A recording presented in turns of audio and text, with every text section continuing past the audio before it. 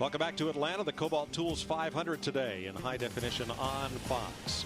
Today's FedEx racetrack sent in by Eric from Medina, Ohio.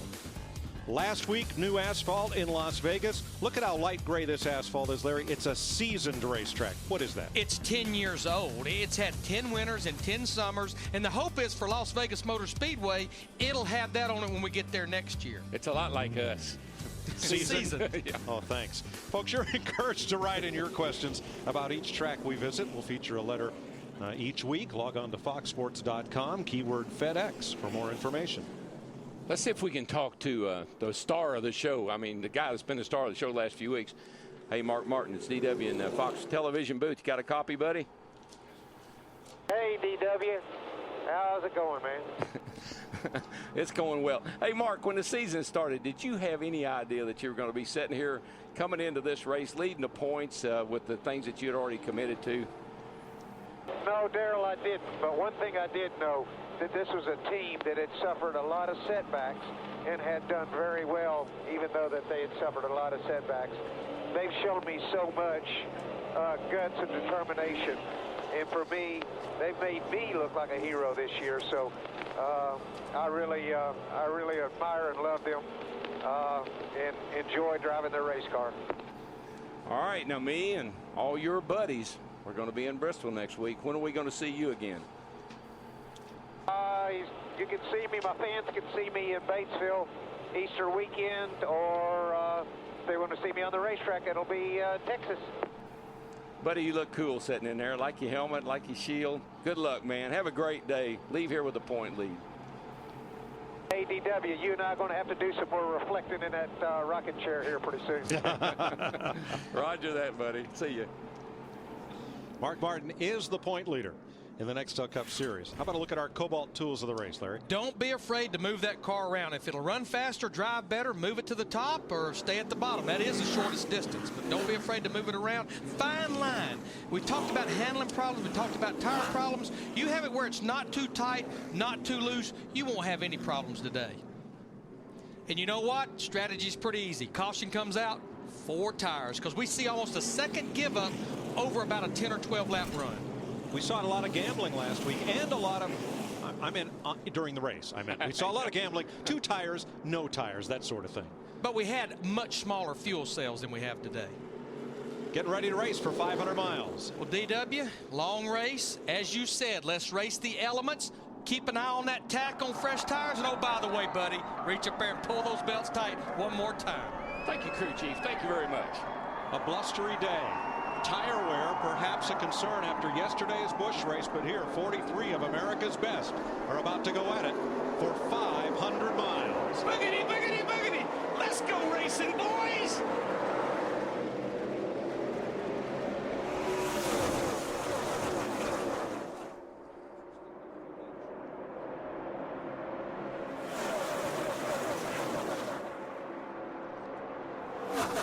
Because Ryan Newman changed engines, he drops to the back of the field, and the entire inside lane moves up. That's why Jimmy Johnson started this race from pole, and we started Atlanta just like we finished at Vegas. Johnson and Jeff Gordon out front.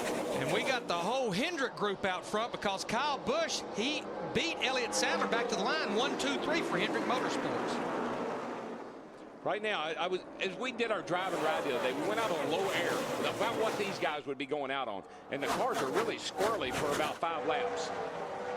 Tony Stewart takes him 3 wide, trying to get what he can get in the early going here. Well, that's what you do, Mike. You're real aggressive on the start. Get them while they're all grouped up like this. This is your best chance. You can get them while you got fresh tires. Fresh tires, yeah. Reed Sorensen in the 41 brings it right back to Stewart around the outside. And Sorensen takes over that 9th spot. Boy, Stewart's car was so good right there, right around the bottom. Now, Kyle Busch, the 5 car, a lot like yesterday, really good on fresh tires. He goes by his teammate, Jeff Gordon, in the 24. I tell you, that 5 car has been incredible. Every race. Led so many laps in every race, but can't get it to victory circle. In both series, Busch and Nextel Cup.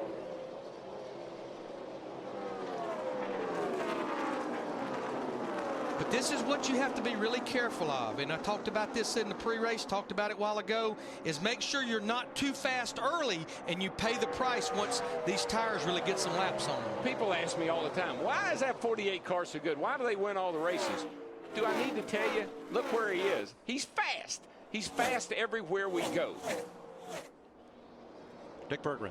Well, not only is Jimmie Johnson fast, but in addition, Darrell, he had no tire problems at all during the practice sessions, and I talked to him moments before the start. His strategy, take off, and that's exactly what he's doing. On the other hand, Kyle Busch, who is running in second position behind him, had lots of tire problems, and it's a bit of a surprise to see him running this hard this early. Right, Dick. Only 5 cars have a fastest lap under 30 seconds, and they are the front 5: Johnson, Busch, Gordon, Sadler, and Stremme. A number of drivers are already at race pace, 30, 50, and even a little bit slower than that, being a little conservative early, like Larry pointed out. You know, and normally tire wear and tire problems improve as the race goes along. The teams make adjustments. The track gets some rubber in it, a little bit more rubber in the groove, and it usually improves as the race goes along. And I do want to stress, we had no tire issues to speak of in the 2 practice sessions that we had yesterday. We did have some in the Busch race, but Goodyear brought a little tougher, a little harder tire for the right side, the anticipation that they will cause no problems. Let's go to the pits of the 3rd place car, Steve Burns. Mike, Jeff Gordon just said his number 24 car is just a little bit too snug. As crew chief Steve Letarte said this morning, they learned some valuable lessons at California. They didn't want to make Jeff too tight to start this race. Well, that would concern me too, Larry, as you well know. If you're a little snug, that's putting a lot of extra pressure on that right front tire when you're running through these big turns the way we do. Well, that goes back to one of our Kobalt Tools to the race. If you're too tight, the front end's pushing, you're overworking the right front. If you're loose, you're overworking the right rear. Dale Jr. already searching, running up the racetrack. He's 16th. That's Casey Kane just ahead of him. You see right there, the end of the shortest straightaway, 195 miles per hour. Now we've got this battle for second. Jeff Gordon goes back by his teammate Kyle Busch in the 5. You know, Jeff Gordon reminds me of Tiger Woods. I mean, Jeff Gordon he takes a race car, he takes a racetrack, and he adapts quickly, better than other teams do, better than other drivers do. And even on his worst day, he's got a little bit something that the others don't seem to have.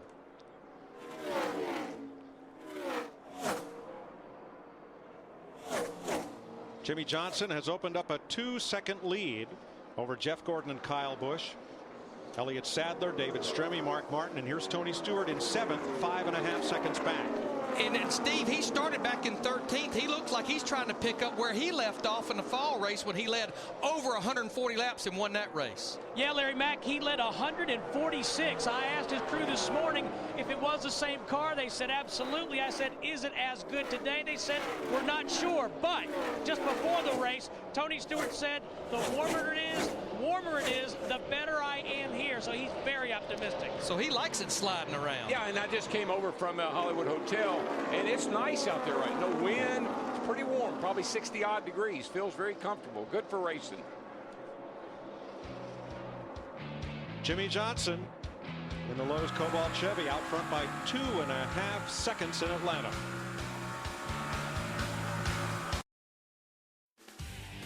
The Kobalt Tools 500 presented by DLP HTV is sponsored by Kobalt, the next generation of tough tools, available exclusively at Lowe's. By DirecTV, just say ride shotgun on race day with NASCAR Hot Pass only on DirecTV. By Chevy, the most wins in NASCAR history, an American revolution. And by DLP HDTV, powered by DLP. It's amazing. It's the mirrors. 16 laps complete. Jimmie Johnson leading teammates Jeff Gordon and Kyle Busch by 3 seconds. But the big mover, Tony Stewart. Stewart is 6 seconds off the lead. He's now climbed up into 4th position. You just saw him pass Elliott Sadler. Mark Martin has moved up to 6th. Time for our first AT&T Singular Virtual Crew Chief question. Which former winner at Atlanta has the best chance of winning today? You get to pick from Tony, from Jeff Gordon, Dale Earnhardt Jr., and Jimmie Johnson. To answer, text the word crew to 191 on your AT&T Singular wireless phone. Singular is the new AT&T. Let's update our pole sitter. Ryan Newman, remember, sat on the pole but had to go to the rear of the field like Dick Berggren talked to him in the pre-race because of an engine change. Not really making a lot of ground up. Right now he's sitting back there in 35th place, and he's 20 seconds behind our leader, Jimmy Johnson. Trouble for Kyle Busch, or did he just move over and let Tony go? That looks like trouble, Mark. Yeah, I believe he's in trouble. I believe it's maybe that the tire problem that they were worried about. Let's see what he's going to do. Dick Berggren. There is a vibration in the number 5 car, Mike. Not sure what it is yet. The crew's not sure what it is yet, but we're going to find out shortly because he's on his way to his pit. And Dick Berggren, I believe you're vibrating because you're hustling down there. He's vibrating too. 45 miles per hour pit road speed. They're going to probably go ahead and do 4 tires because there's no way to determine where the vibration is. You might as well get 19 laps into this race. But see, that's the problem you have when you start to race with that in the back of your mind. As soon as something happens, maybe it's nothing to worry about, but as soon as something happens, car change a little bit, hit pit road, because you've already got that in your mind. And the cars and drivers that just saw that 5 car hit pit road, they're going to be asking what's wrong with the 5 car. Oh yeah, that's what happens. Every driver will be saying, hey, is everything okay? We'll have a crowd looking at the tires that came off that car. And as Larry pointed out, tires not expected to be a concern here, but in yesterday's Busch race there were some right side tires that came off cars that were worn to the core or down to the casing. So I see Dick is in the midst of all that. We'll get a report shortly as Dale Earnhardt Jr. has gone past Carl Edwards and moved into the top 10. We knew he was going to probably move up. You can see him playing with that throttle till it gets all the way off the corner. But he was pretty happy with his race car yesterday in those 2 practice sessions. You see how early you back out of the throttle, but now listen how quickly you get back in it. And that's how you run Atlanta. Back off early, then get the car in, get it set, and then nail it wide open. Chris Devoto. The report on Dale Jr. right now, he says he's tight in the center of 1 and 2 and losing it a bit in 3 and 4. But we're happy to report that that smoke that was in his car yesterday during final practice isn't an issue. So guys, his innards are just fine. That's good. And that was what he told his crew yesterday, right, when something inside was kind of not smelling good or sounded like it smelled like it was burning. All right, Dick Berggren, how about Kyle Busch? The old, you picked a fine time to leave me loose wheel. Loose wheel for sure. And you know what's ironic about that? Yesterday, he had the Busch race aced. I mean, he had everybody covered until the very last pit stop.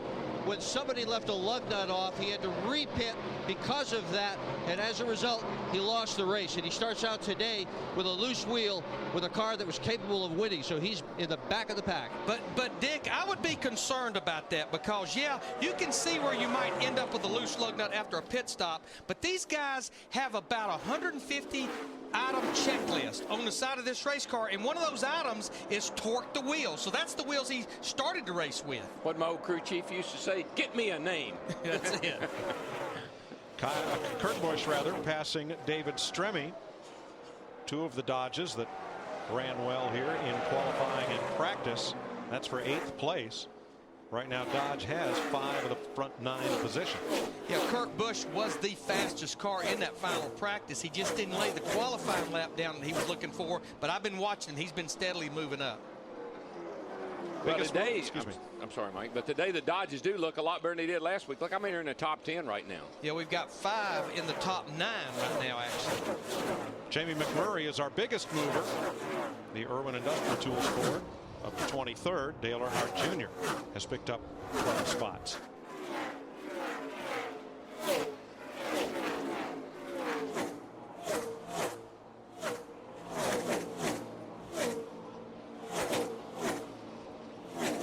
Another driver who's done well after starting out back is Brian Vickers. His Toyota has now climbed up to 25th position. As he works his way past J.J. Yaley, goes after Sterling Marlin for 24th. There are the Toyotas in the race. 4 of them qualified for the event. Brian Vickers and David Rudiman running a couple positions apart. Rudiman had a good finish yesterday, 13th in the Busch race in a Toyota, so slowly but surely they'll get there. Bud, you're looking good through these corners. Got a nice car here. Jimmy Johnson has opened a 4.5 second lead, but Tony Stewart is eating away at it from third place.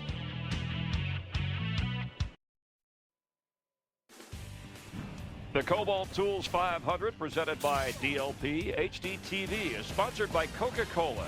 Thanks for drinking. Jimmy Johnson leads Jeff Gordon by 3.5 seconds.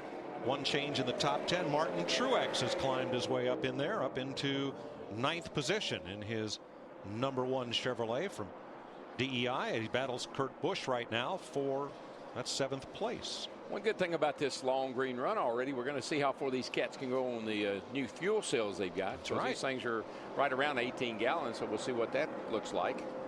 We've talked about this being a seasoned racetrack and most importantly a multi-groove racetrack, and for that reason a lot of drivers really like racing here. You have a lot more going on. You have a lot more options as a driver, especially Atlanta and how Rockham was. You can run the bottom, you can run the top, you run the middle. You can find somewhere that just has a little more grip and makes your car go a little faster. You know, Atlanta's a fun place for me to go race, but you know, the speeds are high. You can run the bottom for the first couple laps, then you kind of go to the top and you run around the rim. And that puts on a good show. That puts on a great race. You know, you got guys in the bottom, the top, the middle, and those are kinds of racetracks that we need more of.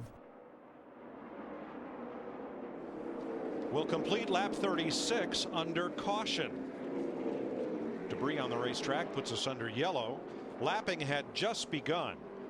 Kyle Petty had gone a lap down and Kyle Busch lost a lap in the pits. Petty will get the free pass and we'll have 42 cars on the lead lap when we restart. And just to follow up on what Darrell was talking about, you know, last year we ran 22-gallon fuel cells some places, the 13.5-gallon cell like at Lowe's. This year, across the board, with the exception of Vegas last week, 18-gallon fuel cell. These guys were going to be able to go about 50 to 52 laps on fuel. So we were about 15 to 16, 17 laps away from what would be a green flag stop. And probably a pretty timely caution, I might say, for checking the old tires. For everybody but Kyle Busch, right?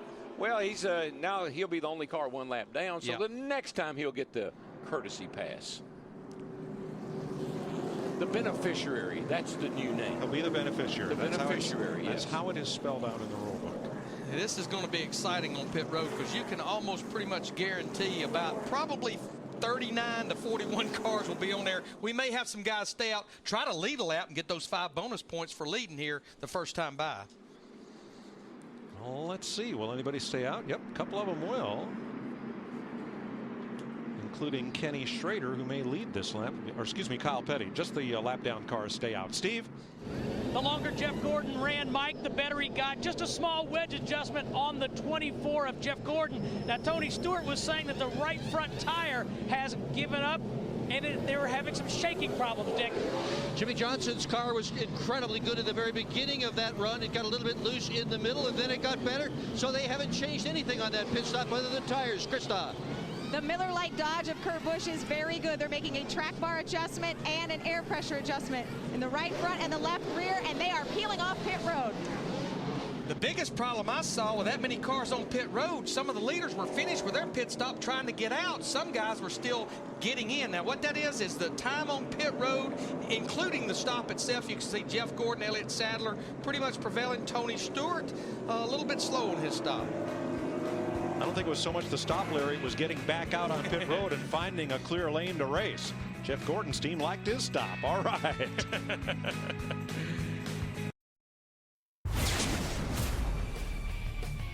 Just like a year ago, he's going to get him, though. He's going to get him. Gordon got loose. It's Harvick. Harvick by inches. Harvick by inches. Harvick by inches. What a race. What a finish. That's our DLP. Amazing moment. 6 years ago here at Atlanta, DLP, it's the mirrors. On that day, it was Kevin Harvick.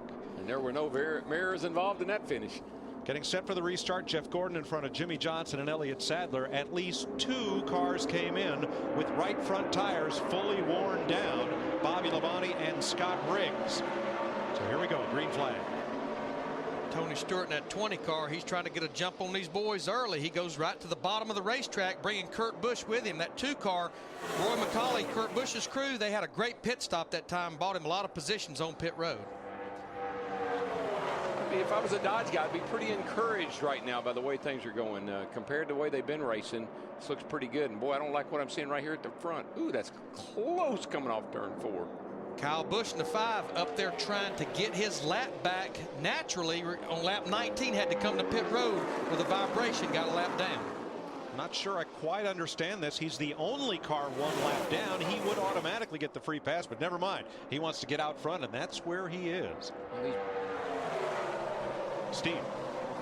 That caution was a big break for Tony Stewart, Mike. He said he thought he felt something shaking real bad. It might have been a loose wheel on that stop. He wanted to take a spring rubber out of the left rear spring because he said, I can't stay up on the top side of the track like I want to, but they did not have time to effect that change. Steve, the only thing shaking now is that Tony Stewart's fans, they're fist in the air because he just took the lead away from Jeff Gordon in that 24 and driving away.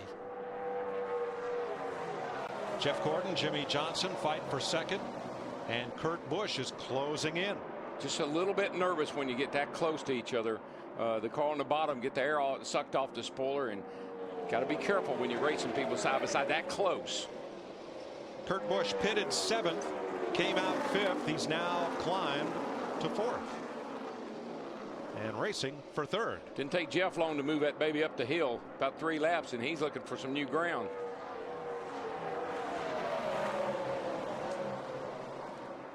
Dale Jr. alongside Elliott Sadler.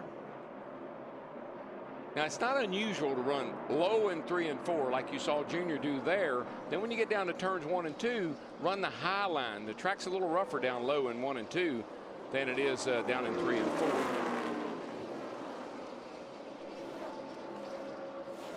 Those dark spots on the racetracks are dips in the track. See, right behind Dale Earnhardt Jr., our points leader, Mark Martin, in the 01 car. He just goes by Elliott Sadler. That's the position fight right there. He goes to 6th. Here's Steve on our point leader. And Mike, Mark Martin had told the crew when the caution came out that the car was staying with him, and he said he was just taking it easy on that right rear tire.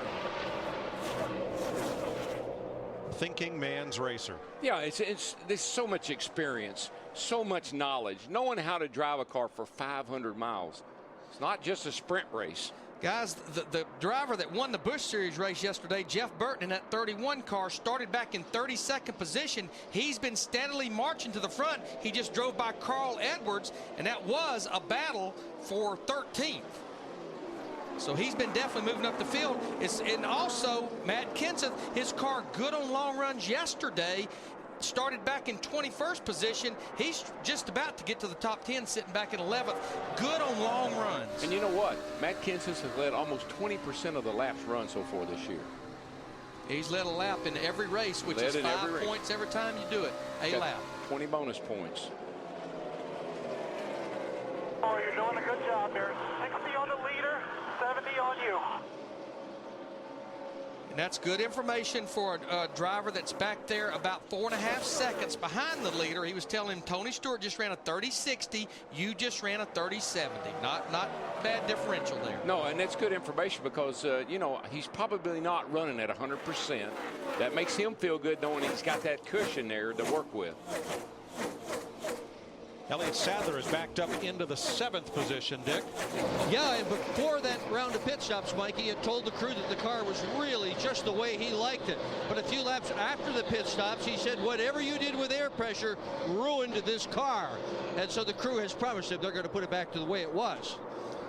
And, you know, just to help the fans understand, the tire is actually almost like a spring itself. It has a spring rate, and the rates can be just a little bit different, and it can totally change the way that car handles. But when these guys make air pressure adjustments, they're doing it in quarter pounds, half pounds, not 4 or 5 pounds at a time. Well, it's basketball season, March Madness. Just put a little more air in the basketball. See how much higher it bounces. Let a little air out of the basketball and see how much lower it is.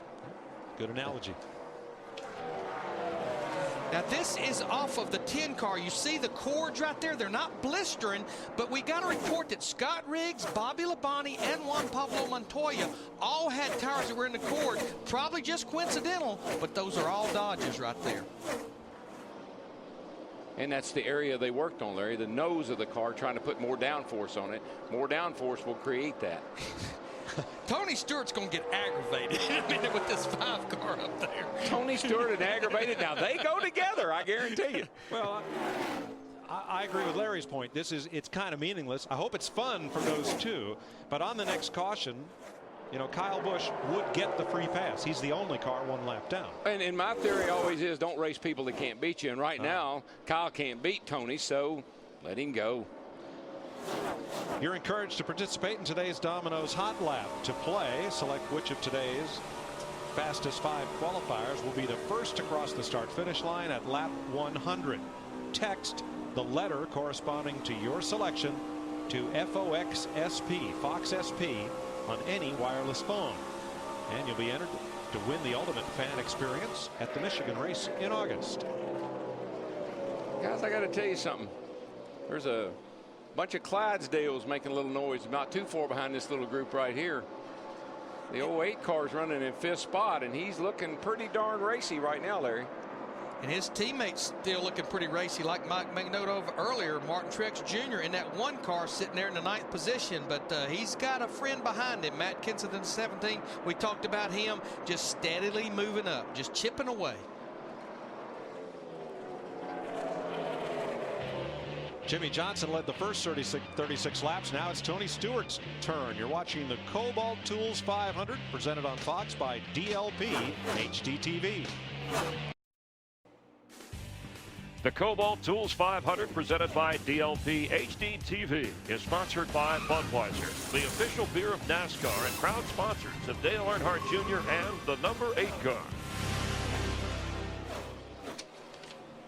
It's big, it's bad, it's victory red. Go to foxsports.com/Silverado for your drive away in his all-new 07 Chevy Silverado.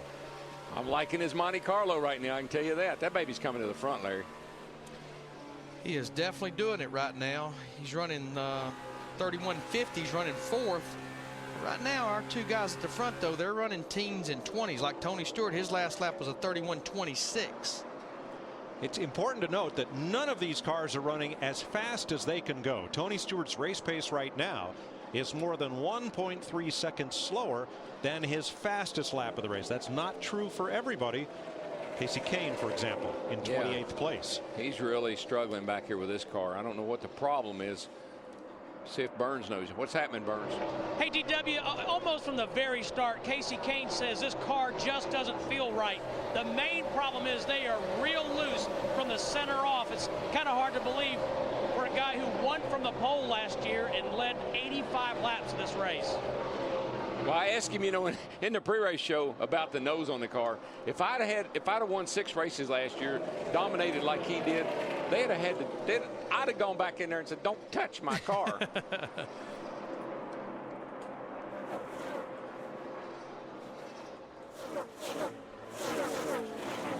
Let's give a little listen in to Jimmy Johnson.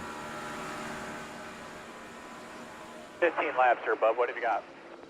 Got the feel on the front of the car that I want. I feel like it's on the right rear and stepping out. Not that I need to be tighter. Just blowing the right rear off. 10-4. We're about 3/10 off the 20 car right now.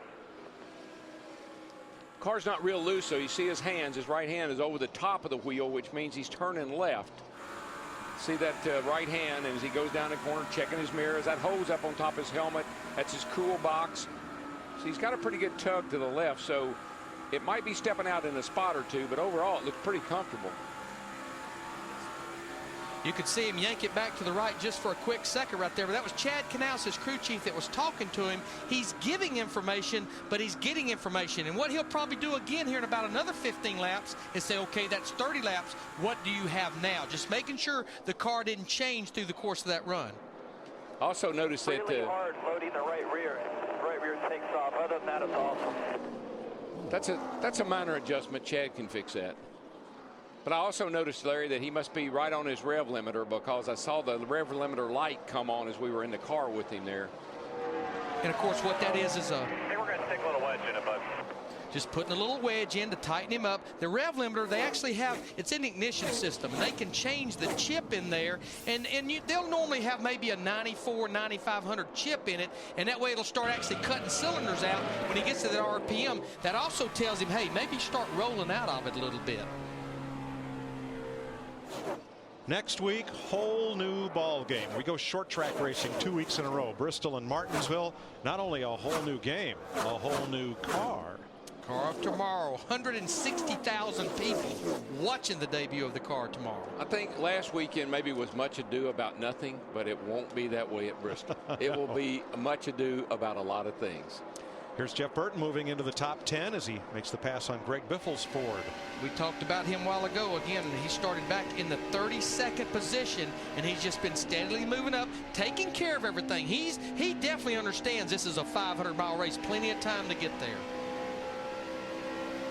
Yeah, and he needs to get there. He needs to have a solid run, good finish. Cat has wrecked a lot this year. So which of our Fast Five qualifiers did you think has the best chance of going to victory lane? Here's our singular virtual crew chief answer. Tony Stewart or Dale Jr. 30% apiece. Mark that down, will you? That's the first poll that Dale Jr. has ever been in that I'm aware of, that he didn't win by a landslide. We invite your questions. You know, Darrell, you were talking about a rev limiter, and something we talked about it. You guys talked about it in the pre-race. A 500-mile race, sustained RPM. Let's go back to last week at Vegas as we're riding with Jeff Burton in this 31 car. Yeah, he had an alternator wire problem, but they also broke a valve. You pretty much know all the engine guys, they're a little nervous about the 500 miles you've got to run here with these engines. And I continue to read a little here and a little there, particularly from the Yates camp, that they're still working with this unleaded fuel. That there's still some things there that are undetermined and undecided on. Yes, and what Doug Yates said this week, we have the valve lubrication problem settled, because that's what the lead did in the fuel, was help lubricate the valve train. He said the problem is the unleaded fuel is a lot less octane than the leaded fuel, and that's something we're going to have to get used to with different parts and pieces. No engine failures at Las Vegas. That's a good sign. And we'll continue the rest of the season running the Sunoco 260 unleaded race fuel. 5th place at stake here. Dale Earnhardt Jr. up high, and Mark Martin, the Nextel Cup point leader in the Army Chevy, down low. And here comes Kenseth. Yeah, Dale Earnhardt Jr. in the 8 definitely has his hands full of Matt Kenseth in the 17. You know, I think Dale Earnhardt Jr.'s car is probably, I mean, just look how much ground Reed Sorensen in the 41 car. It's almost like Dale Earnhardt Jr. just can't get down in the corner, and then you pay the price off the corner as well. I think it's tire wear. I think we're right in that window once again where guys would probably like to come to pit road if they could.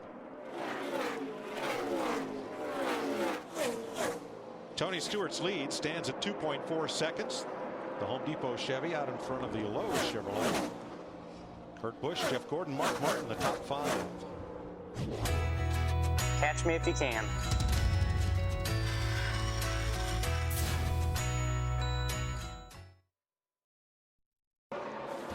Welcome back to Atlanta. NASCAR on Fox, and Tony Stewart leading through 76 laps, just cranking. He's finished 9th or better in 10 of his last 11 Nextel Cup races, and Joe Gibbs Racing has had a lot of success here with Jeff Hammond, Chris Myers watching from the Hollywood Hotel. How about Dale Earnhardt Jr.? Went from 40th to 28th in points last week. He was up a little bit here. He slid back just a little bit in this race, now sliding back to 10th currently. Well, right now, Steve, I mean, Chris, the problem you're running into is the tires are starting to wear out. They're getting far enough in this pit run, as far as this run's concerned, and it's really taking a really heavy toll on the tires. If you notice right now, Dale Jr. has been running up on the top of the racetrack, but I learned earlier this morning that a lot of the teams are saying that high groove is a little more harder on tires than normal, so I'm seeing right now going to the bottom. All right, Steve Burns did talk to Mark Martin on our pre-race show. Mark currently running 7th. Important for him, figuring he's going to be off next week, protect that points lead. What do you think today? I think he wants to go out on a high note. He'd like to walk out of Atlanta leading the points and kind of saying, see, I told you what I was going to do.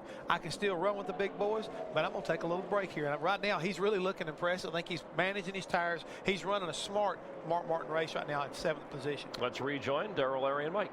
A couple of unscheduled pit stops. Scott Riggs stopped for tires while we were in break. Ryan Newman, the pole sitter, who changed an engine, in the pits now. But look at the lead. Tony Stewart's lead 15 laps ago was 2.7 seconds. Right now, he is no longer the leader. Jimmy Johnson scoots right on past. And what happens is it's almost like you flip a switch. When your tires start to go off, when you start to wear them out, your car just quits handling. So whoever's got the best tires, they come to the front. And Dick, we're about 5 to 8 laps from what would be scheduled stop for almost everyone. Yeah, indeed, and 4 or 5 laps ago, Jimmy Johnson got on the radio and said his car is awesome at the end of a run. Well, we've also watched him at the beginning of a run. It's awesome there, too. Your leader has a great car today. Now, I think I know why the 5 car was doing what it was doing earlier. Up there trying to get his lap back by passing the leader. He knew if we got into long green runs that the leader would start lapping other cars, and then that would take him out of the eligibility to get the free pass. That's the reason he was trying to stay out front like he is right now. That way he don't have to worry about the free pass, talking about Kyle Busch. I don't know. You know why he stayed up there? Because he could. There you go. He's got a good race car. That's right.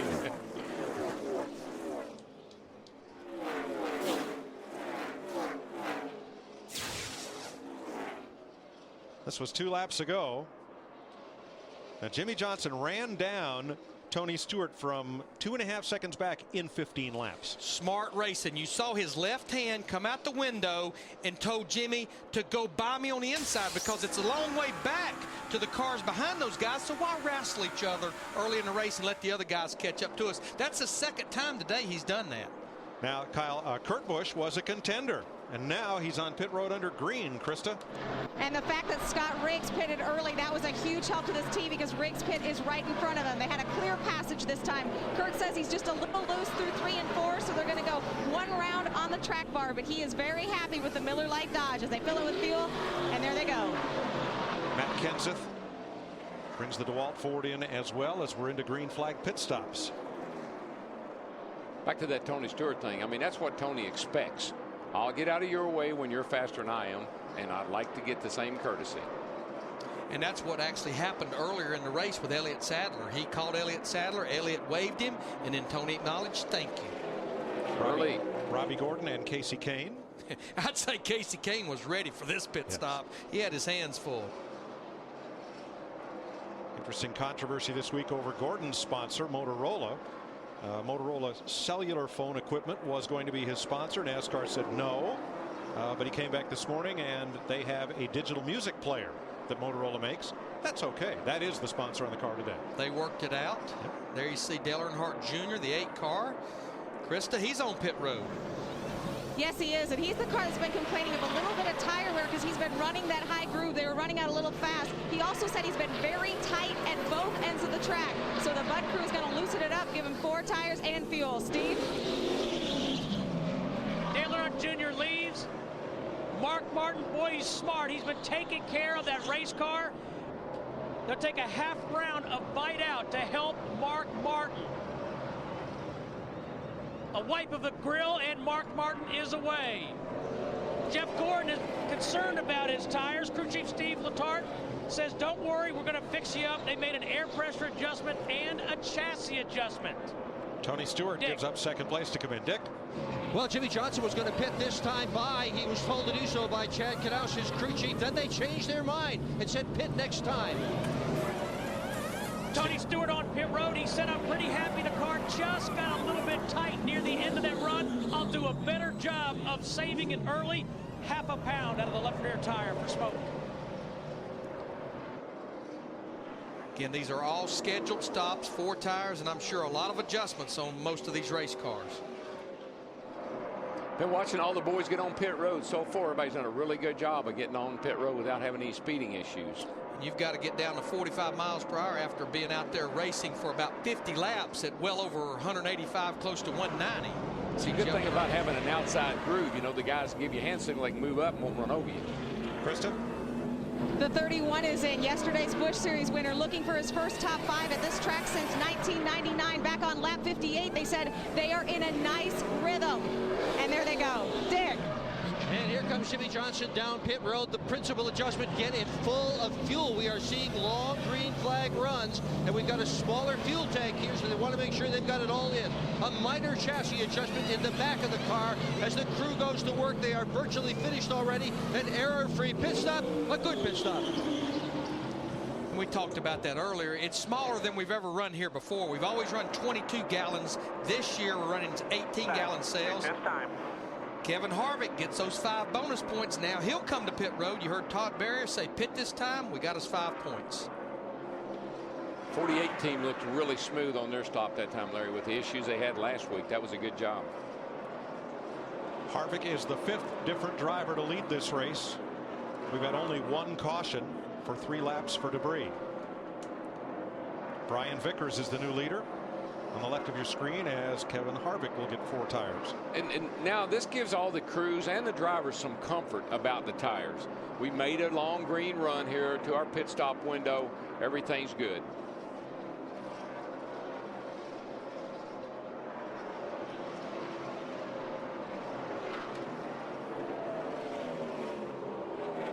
So for the most part, we had about an 8 to 10 lap window. This time. Heard Doug Richard calling Brian Vickers on the pit road as he gets his 5 points for leading, but about an 8 to 10 lap window that everyone pretty much made their scheduled green flag stop in. Larry, what benefit do you get when you wait until very late in that window to come in? Well, when you're guys like Brian Vickers, you know what? You've missed a couple of races. If you can catch a caution, boy, you'll look like a hero. But you get 5 bonus points. There you go. Steve? And Mike, car chief Jason Shapiro has just taken a look at the tires off the car of Tony Stewart. You can see some of the guys there in the left part of your picture. It is down to the cords in a small groove on that 1 tire. But the good news right now is that was a full fuel stop right there. That was 50 to 52 laps. Just got to make sure you stay on top of that car and keep it driving good. Yeah, and don't get carried away with some air pressure adjustments. That's the critical thing. Now, Kurt Busch in the 2 car, he will inherit the lead. Why? Because he was one of the first cars to hit pit road. Of the leaders, he gets advantage of those fresh tires a few laps before the rest of the guys came to pit road. That's how he got the lead. We'd like to have had a caution right in the middle of these green flag pit stops. Yeah. I will guarantee you, because Kurt Busch's brother, I don't know if he was trying to get on pit road, trying to get by Tony Raines. This was big right here. I think there's cars up here trying to get in front of him, and he has to try to go. There you go. Had to get around them. Rudiman was trying to pit. Wow. That's nice about save. as close as you can come to wrecking and not wrecking. Nice save. There's Tony Raines again, this time just in front of Dale Jr. And a big product of that was real fresh tires versus real old tires. That's how he caught him so quick.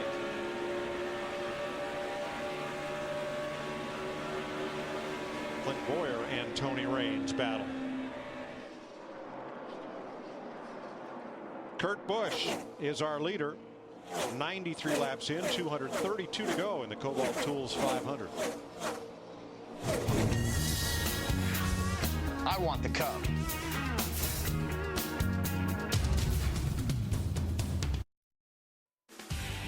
The Kobalt Tools 500, presented by DLP HD TV, is sponsored by Singular, now the new AT&T.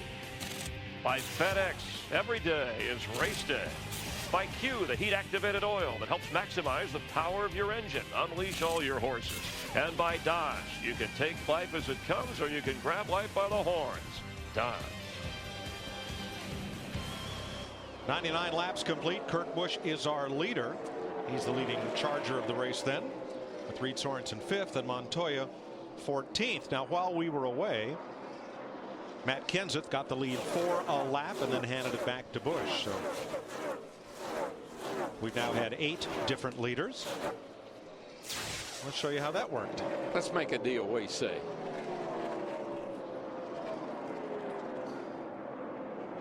Former teammates. And that would be called Larry? 5 points for leading. I'm thinking co-opetition. Okay. Good job. Thank you. I'll bring an apple tomorrow and polish it up. And what allowed these guys to do that is they had a good enough lead on Jimmy Johnson, the third place car, at least at that point, that they could pull it off and not mess themselves up with another car back there. So Busch went right back to the lead. And there it is. Get the door. Congratulations to Jimmy Johnson, our Domino's Hot Lap winner. 44% of you guessed right that he would be the first of our 5 fastest qualifiers to cross the start-finish line on lap 100. All of you are entered to win the ultimate fan experience at the Michigan race this August from Domino's.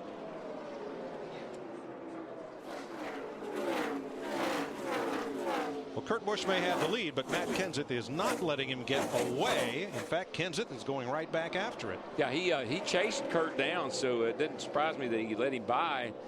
Maybe he sized him up, see how good he really is, and now he's going to find out for sure. But based on that last run, and you see he's got company right there with Jimmy Johnson in the 48. The 17 car was really good on that long run the last time we had it. Looks like he's just going to move over, let Jimmy Johnson go. I caught you for a reason. I'm faster than you are. Okay, go ahead.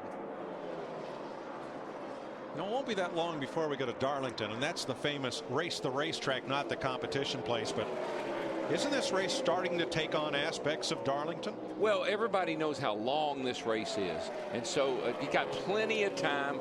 Everybody's kind of managing their own car right now, and they don't need somebody aggravating them, running on their back bumper, racing them when you're still trying to figure out what you want to do to the car for the end of the race. See the 41 car here, Reed Sorensen, and this is a home game for him because he's from Peachtree City, Georgia. And Dick, he has some championships here, but they're on a little quarter mile here on the front stretch. But great run for him today. Well, at the rate he's going, he may well go home with a championship trophy out of this day. Right now, he's running in 6th position. Sorensen is. This kid is just 21 years old, very little experience in comparison to many of the people that he is racing against, but he has been absolutely terrific today, keeping the car in the top 10, no problems whatsoever. On the last pit stop, they made no changes to that car other than 4 tires, fuel, and sent him back out. So Sorensen driving well with a good car, the local boy. Very good run for him as our leaders are getting into quite a bit of race traffic. Casey Mears has gone a lap down, so has Brian Vickers, Johnny Sauter, and David Gilliland just ahead of the 2 leaders. Here comes Johnson back for the lead on Busch. Just follow up on the Ganassi cars as a whole have been running really well this year. Juan is running great, and Stremmy's had some good runs, and now we got Sorensen up here. So those cars have been pretty good this year. Good on qualifying day and pretty good in the race as well. Jimmy Johnson makes the 11th lead change of the day. Speaking of the Ganassi cars, here's Juan Pablo Montoya, finished 8th yesterday in the Busch Series race. Now, he started in 16th. Now, on that first pit stop we had under caution, he actually had a tire that was in the cords. He fell all the way back to about 22nd on the restart, and here he's up there back in the top 15 and 13th. And I watched him on that green flag pit stop because I talked to his crew chief, Donnie Wingo, on Friday. He said, Larry, one of our Achilles heel has been getting him acclimated to what goes on pit road and pit stops. I watched him. He had a picture perfect stop right in his box. Everything was good, and here he is in the top 15 with his 42 car. And you would think a guy that's won Formula One races, he said yesterday's 8th place finish was one of his greatest accomplishments. 31:45. Speaking of Darlington, he went and ran a few laps at Darlington the other day. He had one comment: darndest place I've ever seen. Wait till he gets all of his buddies there with him. All 42 of them, right? Jimmy Johnson back out in front. 109 laps completed as we have a look at the Kobalt fan experience here in Atlanta.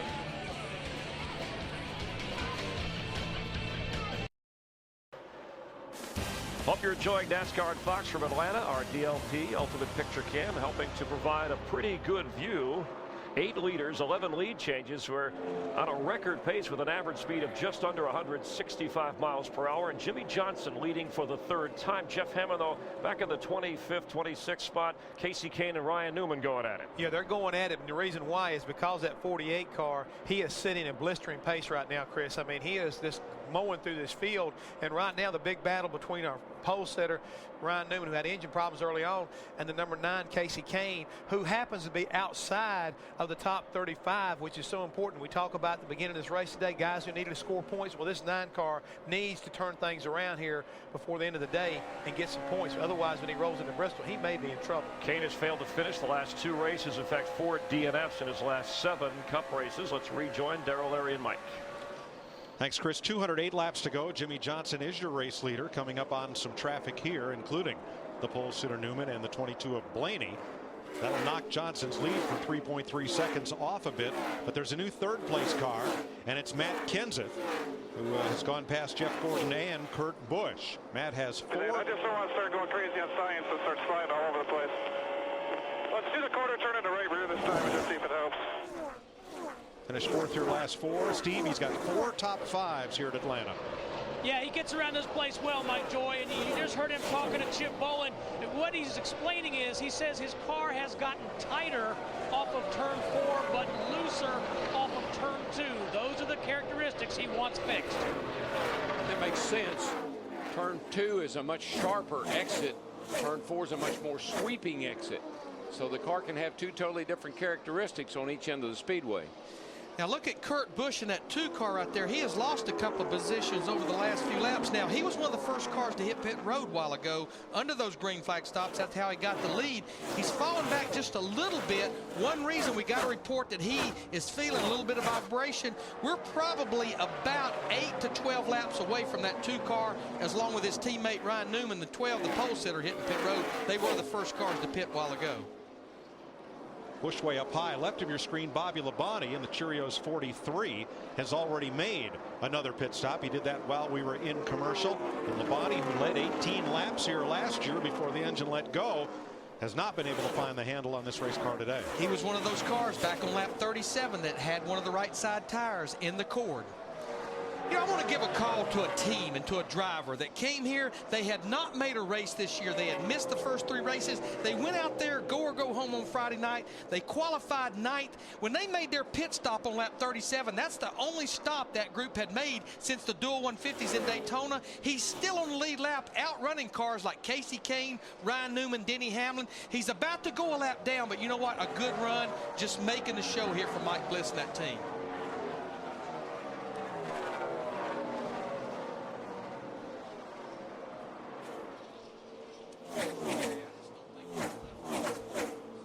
Jimmy Johnson 4.5 seconds up on Tony Stewart. And the Childress cars, Burton and Boyer, running 7th and 8th. Harvick back in 16th.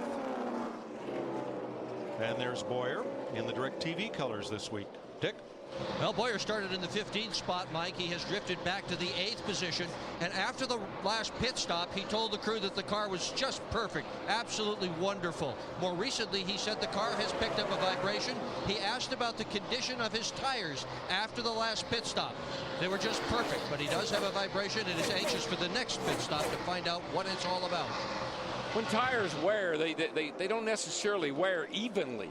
And so that's where that vibration thing comes from. It's almost like if you're on your street car, you've ever noticed how your tires will get warped up a little bit and they'll get that thump, thump, thump, thump, thump, thump feeling sometimes? That's what these race tires do. And the only cure is the same as it is on your street car. Go get your 4 new ones. Here comes Kyle Busch at you slideways. Watch the number 5.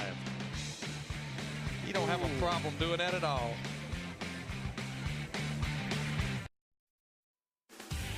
The Kobalt Tools 500, presented by DLP HD TV, is sponsored by Ford F-Series. Built for bold moves. Built Ford tough. By Napa Auto Parts. Napa. Get the good stuff. By Lipitor. And by the new KFC Variety Big Box. Why pick one favorite when you can have them all?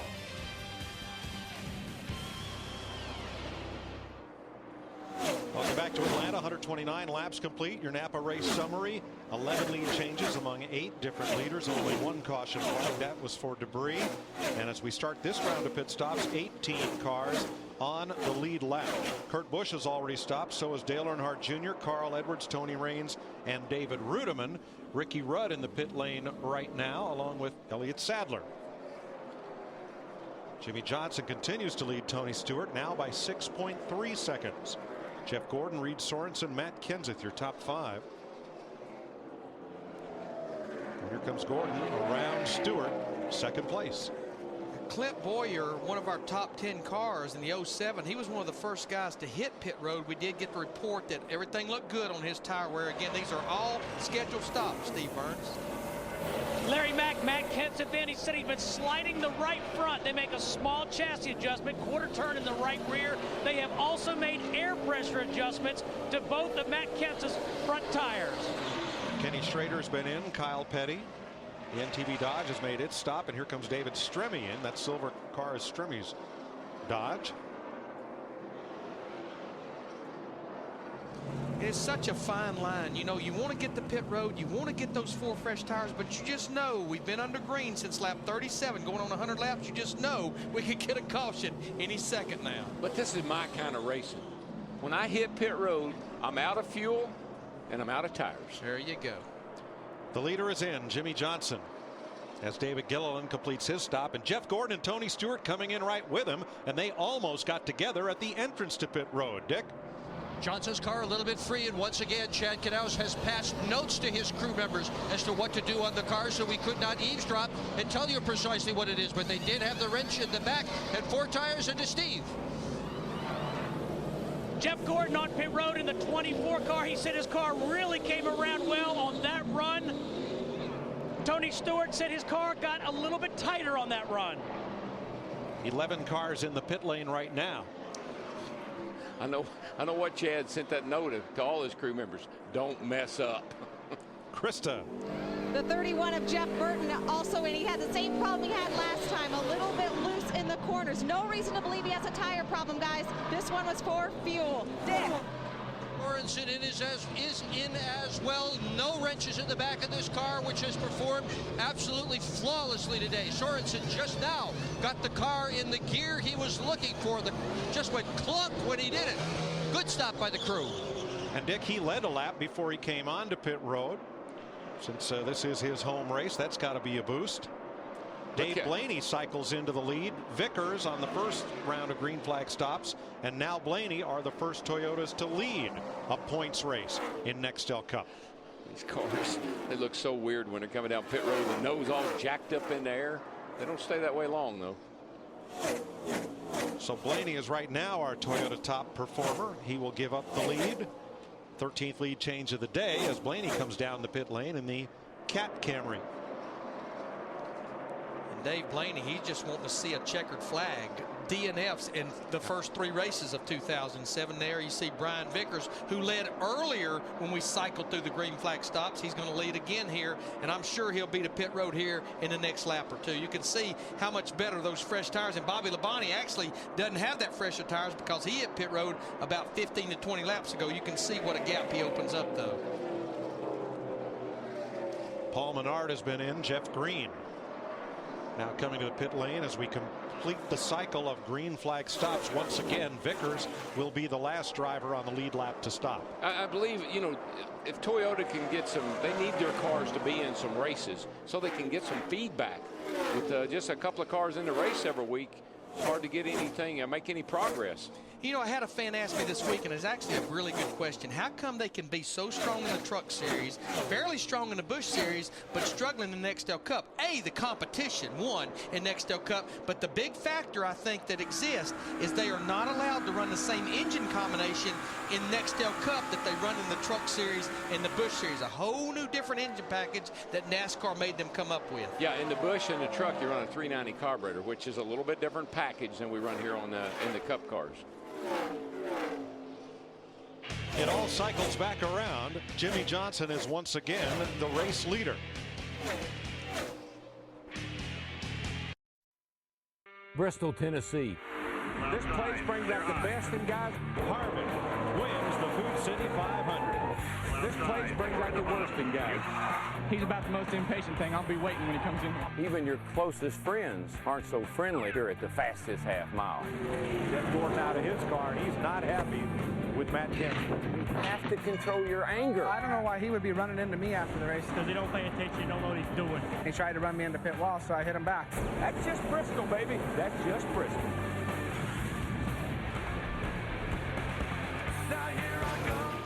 Next stop, Bristol. Next week with the car of tomorrow becomes the car of today. However, today at Atlanta, the second caution flag is waved. A piece of debris on the back straightaway puts us under caution after pit stops had completely cycled through. So what do they do now, Dick Berggren? Well, Jimmy Johnson said that his car starts a bit loose on a run, and then it comes to him a little bit better. But he also said it leans on the right rear, so they're going to fix it with air pressure. Steve.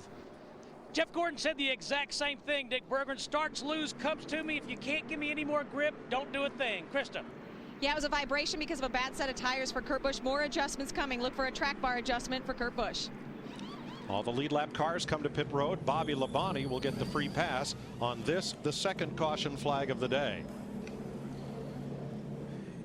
About all 21 or 22 lead lap cars, they will be in regardless of just having the green flag stop a few laps ago. This will be 4 tires for everybody, full of fuel. What 24 car had a good pit stop, 17 had a good stop, but it's like Jimmy Johnson, the 48 group, Chad Knaus, they'll probably win this battle off pit road. And the fellow who's going backwards is Tony Stewart. Now, the last time down pit road under green, Stewart got blocked a little coming out of his pit and lost 3 spots, and it looks like he's going to give up a few more on this exchange. And even under those green flag stops, there you see Chad Knaus, pretty proud of what those boys are doing on pit road. Let's go back to that pit stop a while ago, Tony Stewart. This was under green just a few laps ago. If you'll remember, he came in almost right with Jeff Gordon in the 24 car. Once they completed their pit stop, that's when things got pretty exciting down there. You can see they'll drop the left side, and there you see Gordon going by him. But here, Jamie McMurray in the 26 actually coming into pit road. In that little, he wasn't sure what Jamie was going to do there, and you can see Gordon just stretching it out. And by the time they got onto the racetrack up to speed, it ended up being 2 seconds behind him. Well, let me ask you something. If you've had 2 speeding penalties in 2 previous races already this year, and a problem in the Busch race yesterday, coming on pit road a little early, I'd be a little cautious in the pits if I were he. A little conservative, especially with as good a car as he's got. What do we say? Don't beat yourself. We had a lug nut fall off the left rear. That was Greg Zipadelli, and that's why Stewart came into the pits in 5th place and came out of the pits in 17th. But the good news is they stayed there till they rectified that problem. Otherwise, he'd be back in at the tail end. Dick Berggren?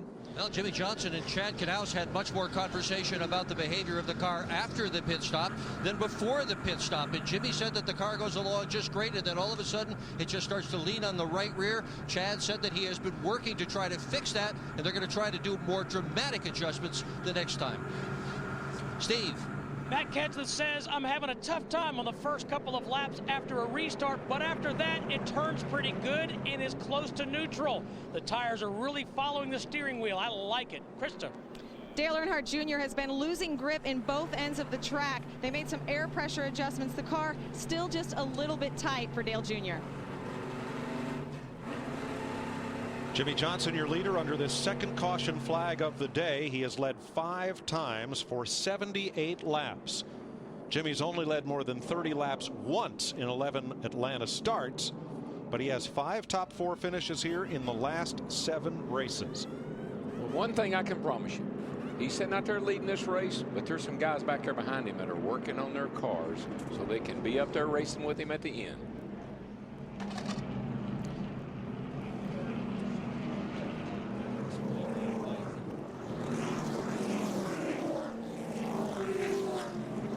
.146 complete, 179 to go.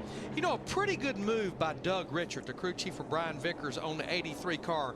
Remember, a while ago, he was one of those cars that was the last to make the green flag stop. He actually had just made his green flag stop. So what they elected to do with no more laps on their tires other than just almost getting up to speed is they're going to stay out there and try to get that lap back by being the first car lap down or by going by the leader. Yeah, theoretically, he's on the tail end of the lead lap until they drop the green flag. Getting set for this restart. Counting Vickers, that's 24 cars on the lead lap. And he could be up in front of Jimmy Johnson if he elected to be. That wouldn't be very gentlemanly-like, and Brian's a pretty good guy, so he takes the inside route. Of course, that's a teammate for Jimmy Johnson, and Jeff Gordon had a little encounter at the last Talladega race last fall. But I think he knows he doesn't have near the car that Jimmy Johnson in the 48 has. What do you think, guys? It's about that time, isn't it? Grab that volume knob. Crank it up.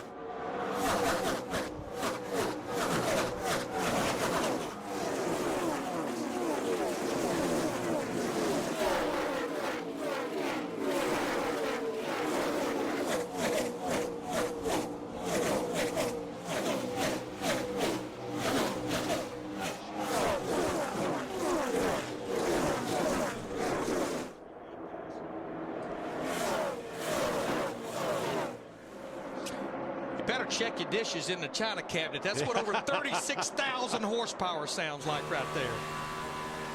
Dale Jr. is 7th.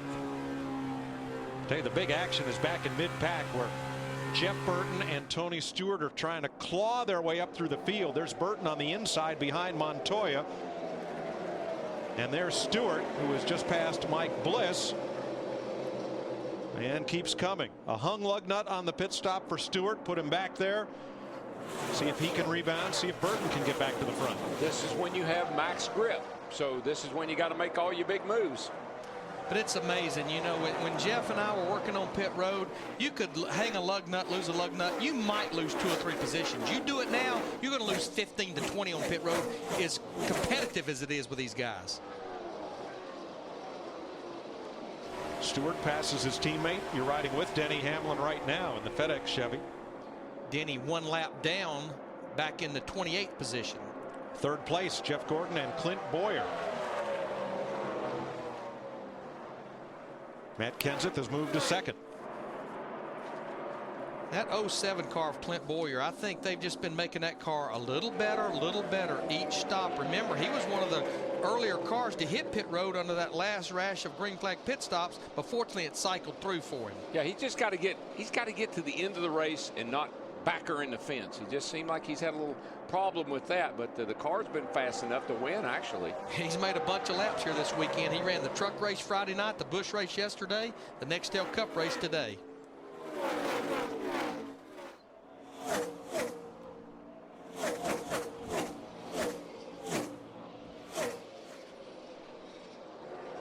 Here's Stewart and Burton together.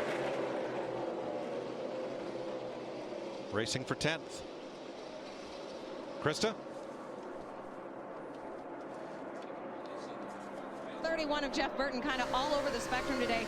Earlier he was loose, free getting in the corners on that last stop on lap 144. They tightened it up. Now he's talking about being loose again, and we want to kind of pay off something we were talking about. He's one of the few teams who really is not having the tire wear that some of the other teams are having. They were in their fuel window on that last stop. Had the caution not come out, they could have stayed out on those tires, but they were running low on fuel, so they came back in. But yeah, they're getting loose once again. As that happens, Matt Kenseth has gone to the lead, and Jimmy Johnson just pulled over and waved him on by. I think he saw that Matt Kenseth looked like he wanted to push the envelope right now, and we're not quite halfway. Still a long way to go and a bunch of pit stops to make. Darrell, is it hard to size up another driver when he's in your mirror, or do you have a better chance if you let him go to see what he's got? Well, a lot of times you know how hard you're trying at that point. Guy catches you, you figure, what the heck, I got plenty left, let him go. Oh, I tell you, that 48 backed out of the throttle way, way early.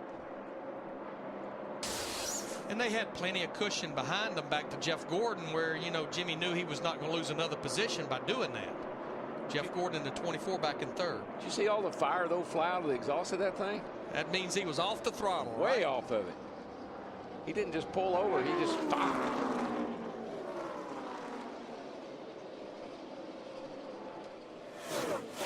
Tony Stewart restarted 15th. He's climbed up to 10th.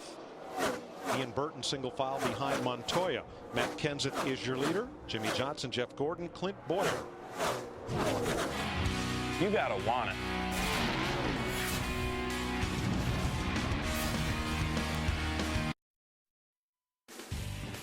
The Kobalt Tools 500, presented by DLP HD TV, is sponsored by Allstate, official insurance sponsor of NASCAR.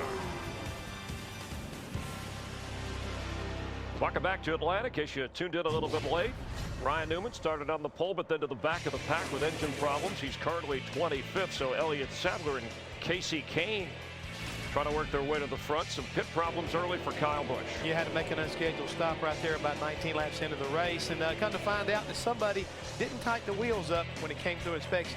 I'm sure somebody got to get their tail chewed out about that. Tony Stewart moving ahead of Jeff Gordon. Stewart leading 38 laps in this race. Gordon's led 4. Jimmy Johnson has led the most at 87 laps. Moments ago, Matt Kenseth moving in front. And the Roush Fenway Ford to move ahead of Jimmy Johnson, Jeff Gordon, Clint Boyer, and Dale Earnhardt Jr. Your top 5 of that move by Kenseth, your Ford bold move of the race.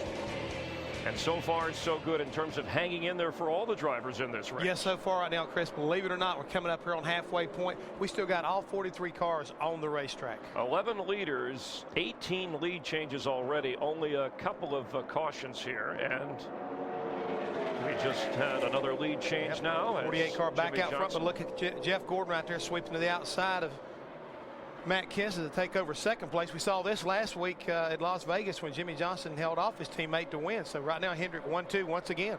160 laps to go at one of the fastest places on earth. Let's rejoin Darrell, Larry, and Mike. Johnson, Kenseth, Gordon, Clint Boyer, a solid 4th. Dale Earnhardt Jr. in 5th, all within sight of the leader. Carl Edwards in 6th.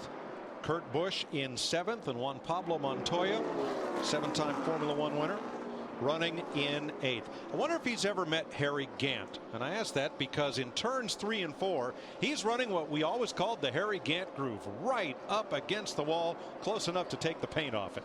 High, wide, and handsome. That was Harry. Handsome Harry Gant.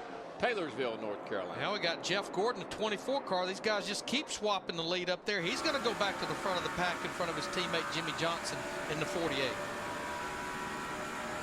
That'll be the second time that Gordon has led today. Now here's Montoya moving up on Kurt Busch. This is a battle for 7th place. Let's take a closer look at Juan Pablo Montoya. Hey, my name is Juan Pablo Montoya from Bogota, Colombia. I'm racing the NASCAR Nextel Cup Series with the 42 Texaco Javelin Dodge. But I'm considered as a rookie, and I have a lot of experience, but my main goal is not to try to win the Rookie of the Year, it's try to go for the championship. I've won many big races. I won the Indy 500, the Car Championship, Monaco Grand Prix, 24 Hours at Daytona. Now we'll try to go for the big one, the Daytona 500. One of my hobbies in my time off is snowboarding. I really enjoy it. You know, when things are going smooth and you're completely under control, it's a lot of fun. It's like driving a car. When things are right, you're on it, but when things go wrong, it goes really, really bad, really fast. Right now it's going really good, really fast for Montoya. He's kind of settled there in 8th place, 6 seconds off the lead.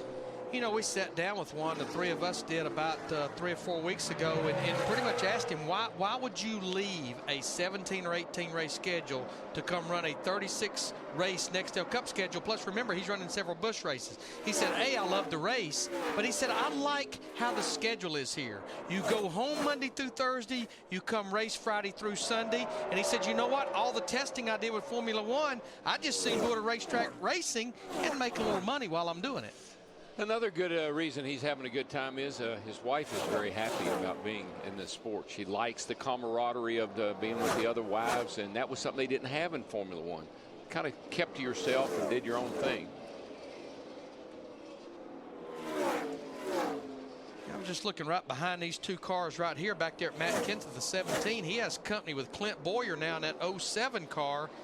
Just seems like this 07, we talked about him a while ago, he just keeps getting a little better and a little better. Right now, he's about the closest thing to our leader, Jeff Gordon, as far as the stopwatch. Yeah, and right behind him is Junior, and boy, they really they got off on that last sequence, but they've dialed that car back in, and here he comes right behind Clint. So those guys are hanging in there pretty tough right now.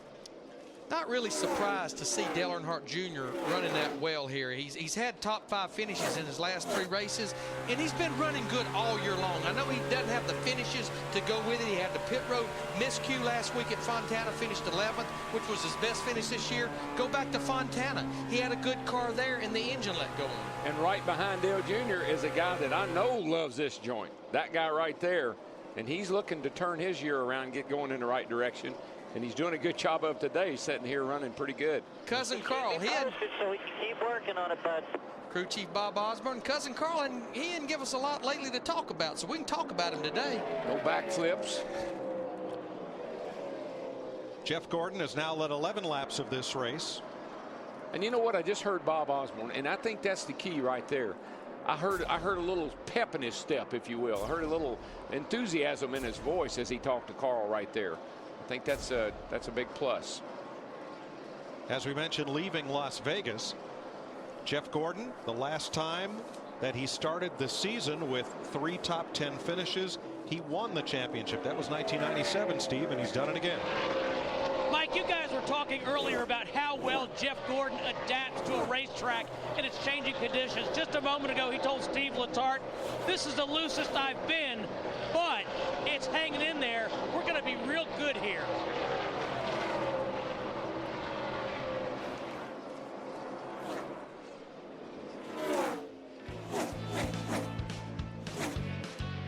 Past the halfway point at one of NASCAR's fastest speedways, Jeff Gordon leads the Kobalt Tools 500 on Fox.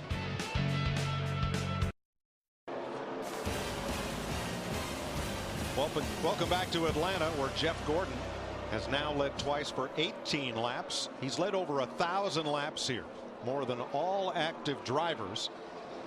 I say active because Cale Yarborough has led more than 3,000 laps here in 33 starts.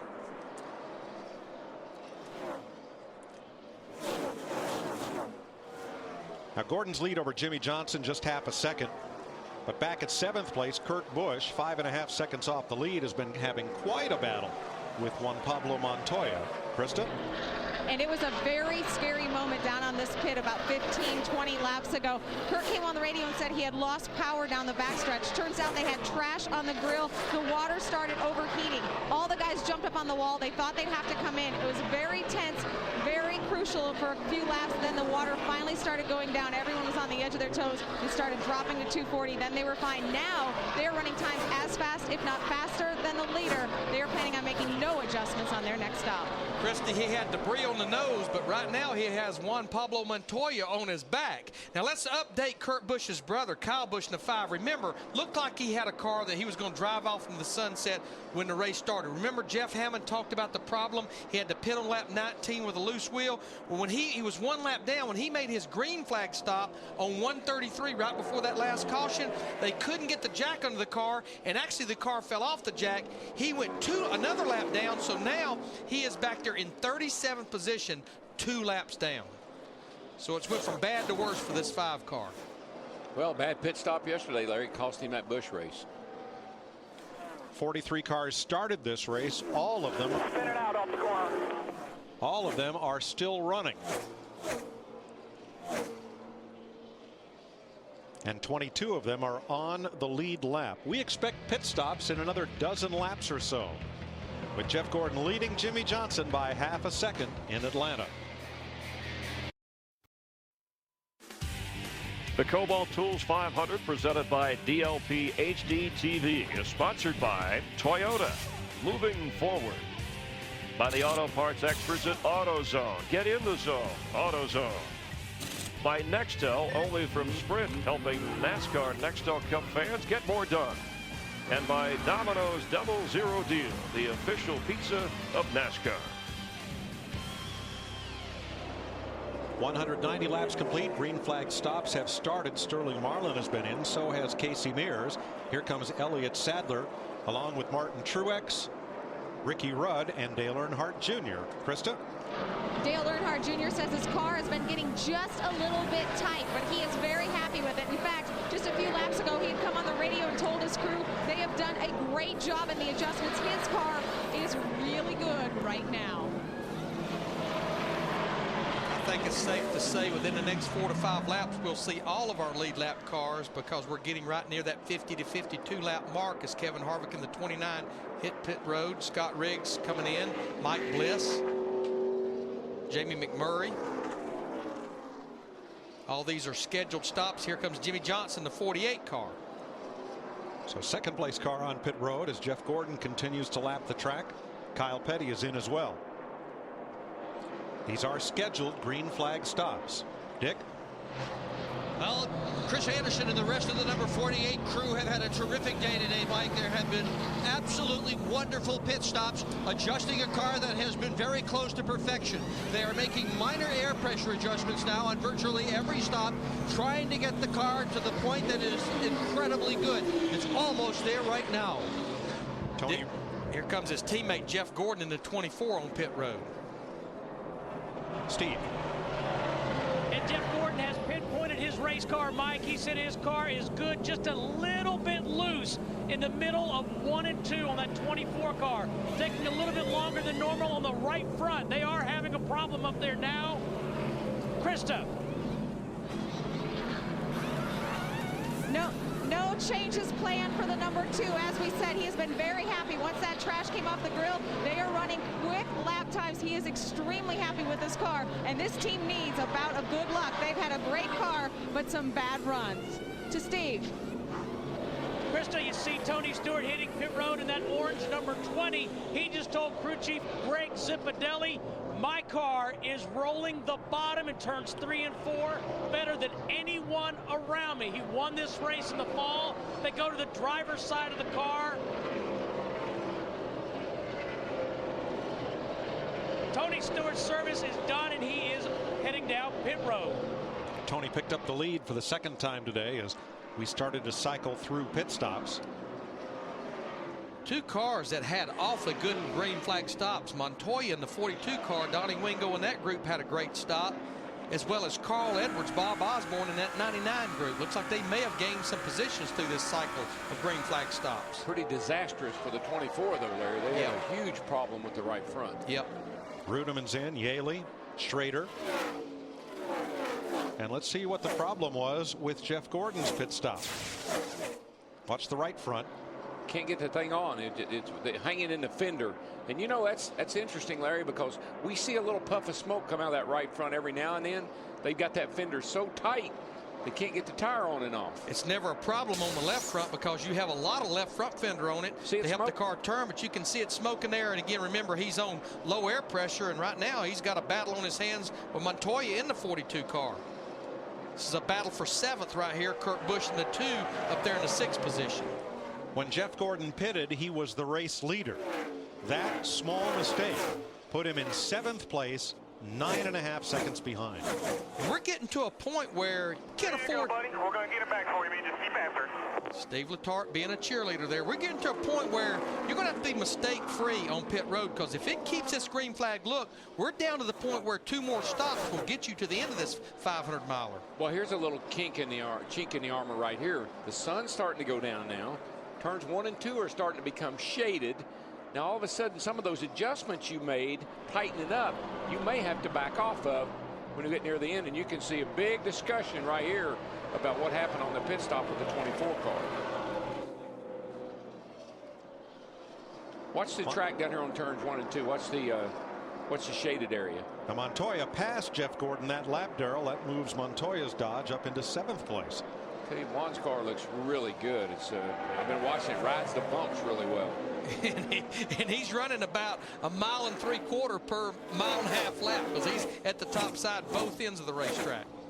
You know, when he and Jeff Gordon traded cars at Indy a couple of years ago, that really perked his interest in these stock cars. He couldn't believe how comfortable he was driving that stock car around the road course in Indianapolis.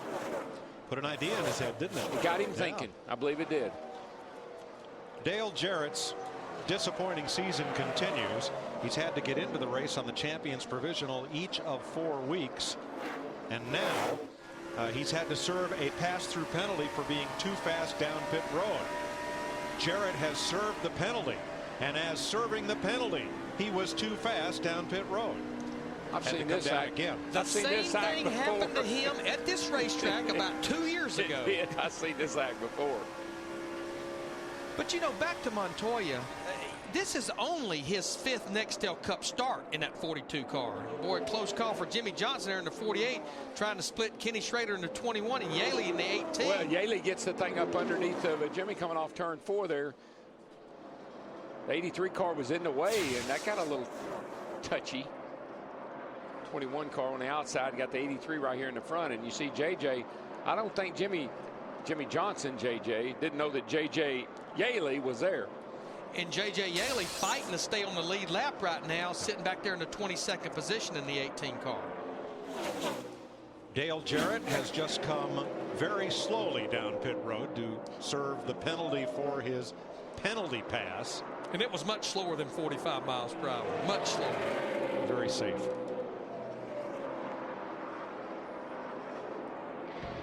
We're 124 laps away from seeing who gets the trophy for the Kobalt Tools 500. Here's a look at it being prepared.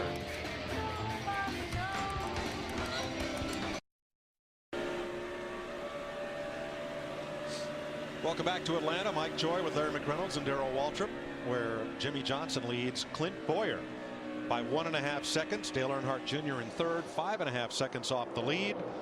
Then Carl Edwards dropping to 5th at the hands of Tony Stewart, who climbs into 4th, and Stewart is going for 3rd. Stewart had a bad pit stop, fell back as far as 15th, but he has marched his way through the field. Now fighting for 3rd. And this is exactly how he marched through the field when they dropped the green flag. Started back in 13th position. It didn't take him long to get up there and get the lead, and he just slides up in front of Dale Earnhardt Jr., the 8 car. Stewart led from lap 42 to lap 79.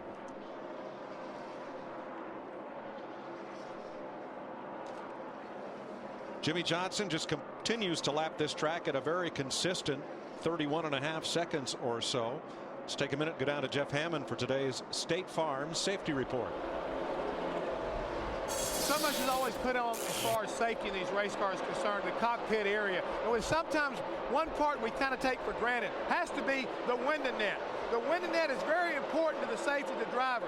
Not only does it keep his hands and arms and his head from coming out of the car, but it also keeps objects from flying in the car and possibly hitting the driver. Take that window net down, and you can see there's another net on the driver's side that helps protect the head from getting into the wall. It also helps to support the top part of the seat.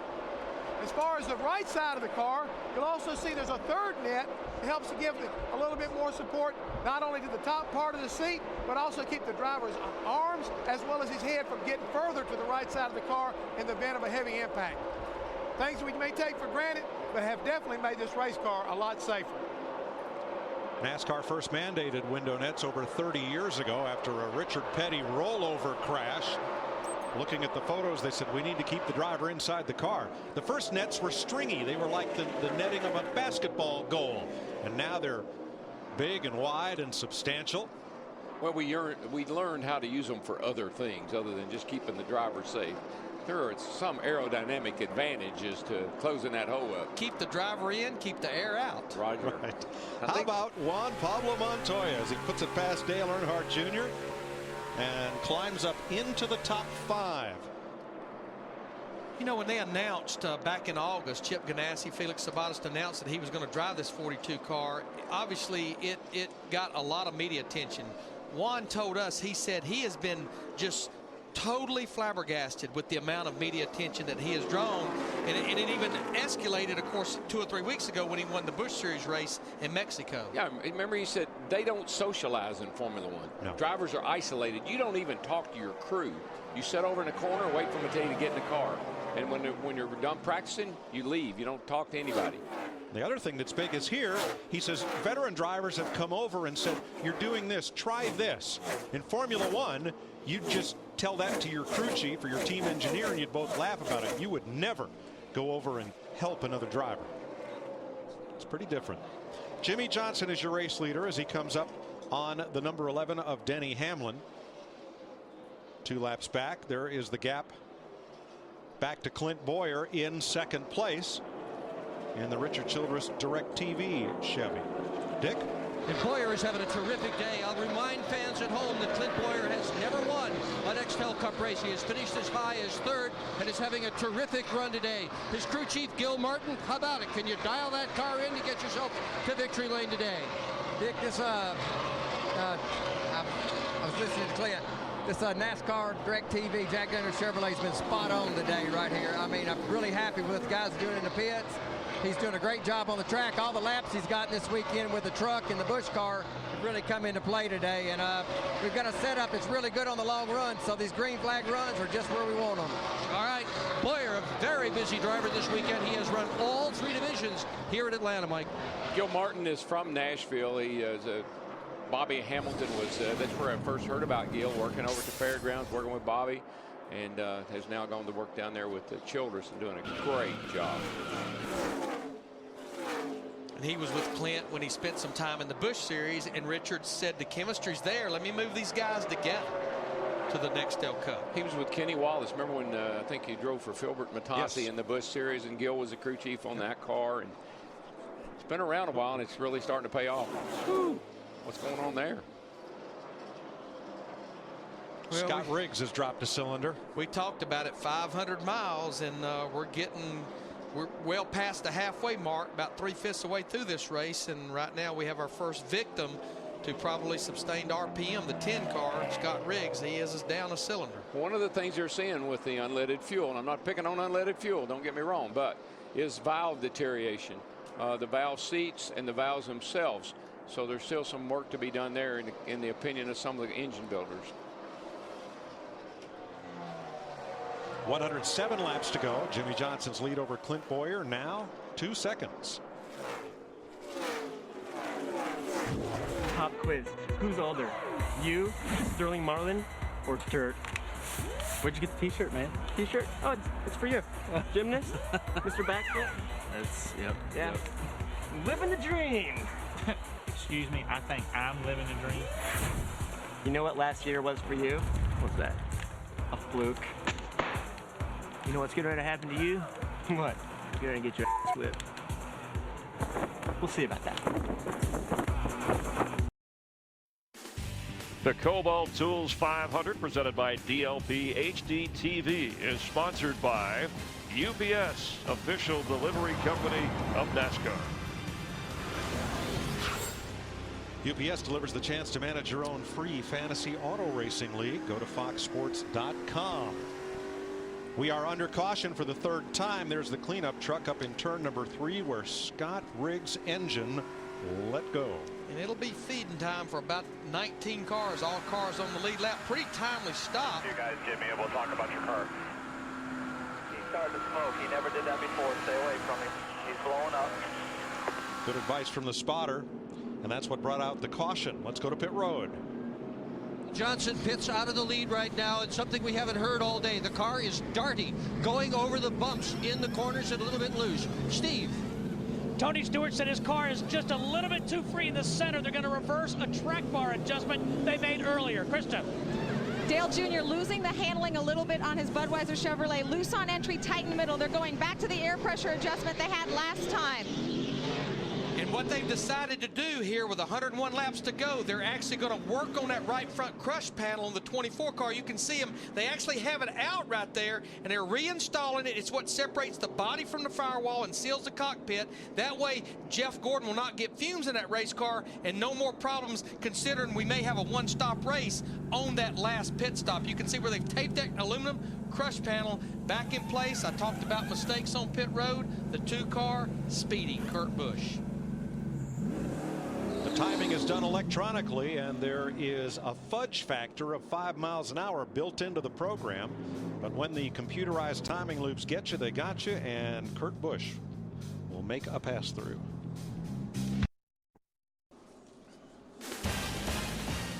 Welcome back to the Kobalt Tools 500, presented on Fox by DLP HD TV.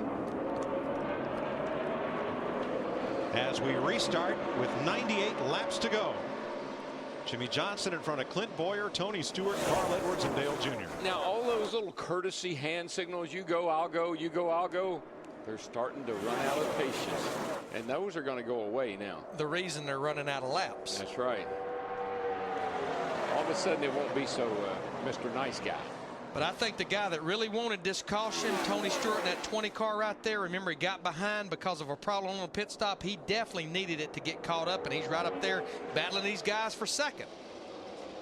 Now, Jimmy Johnson did not get a great restart. You saw that both Denny Hamlin and Robbie Gordon got out in front of him on this restart. Real easy to spin the tires here on the restarts. That's probably what he spun the tires a tad. Now, Johnson is still the leader. Hamlin is a lap and distance down, and so is Robbie Gordon.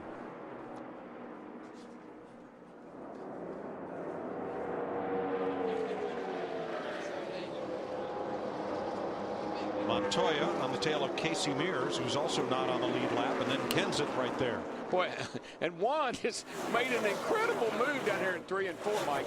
I mean, he sailed around the outside to pass Matt Kenseth and 2 lap cars. He's got that outside figured out. Watch him go high right here. And he doesn't mess around.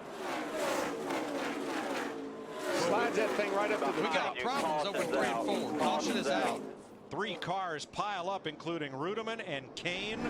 One more at the bottom of the racetrack. Ooh, that's another hard lick for David.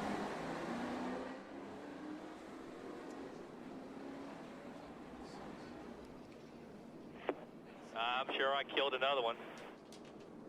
And there is Brian Vickers, the 3rd car involved. See what happens here going down the back. The 16 Biffle on the inside. Here comes Rudeman. Ooh, ooh, ooh. Gosh, Biffle went to move up, and the hole was not there. He got 2 at once. He got the 83 from the back and the 00 from the front. And there's Casey Kane hooked up and can't get loose. Watch his 16 car. He gets 2 at once. Bam, bam.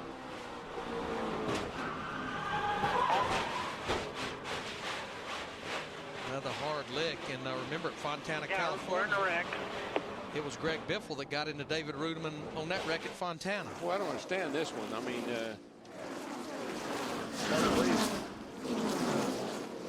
let's watch from Casey Kane.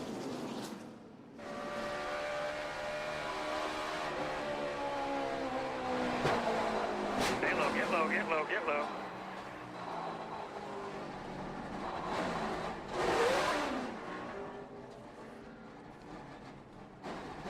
We saw Biffle coming up. I wonder, Darrell, was Rudeman starting to turn in at the same time? Looks like it could have gone, you know, looked like that the 00 maybe was going to move down a little bit. They kind of made contact. Not sure exactly what took place there. Just a little too confusing.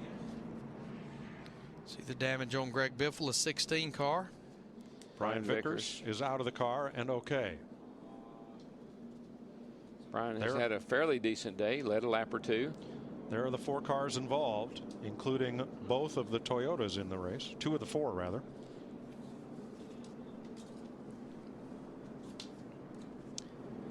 And it's time for our second AT&T Singular Virtual Crew Chief question.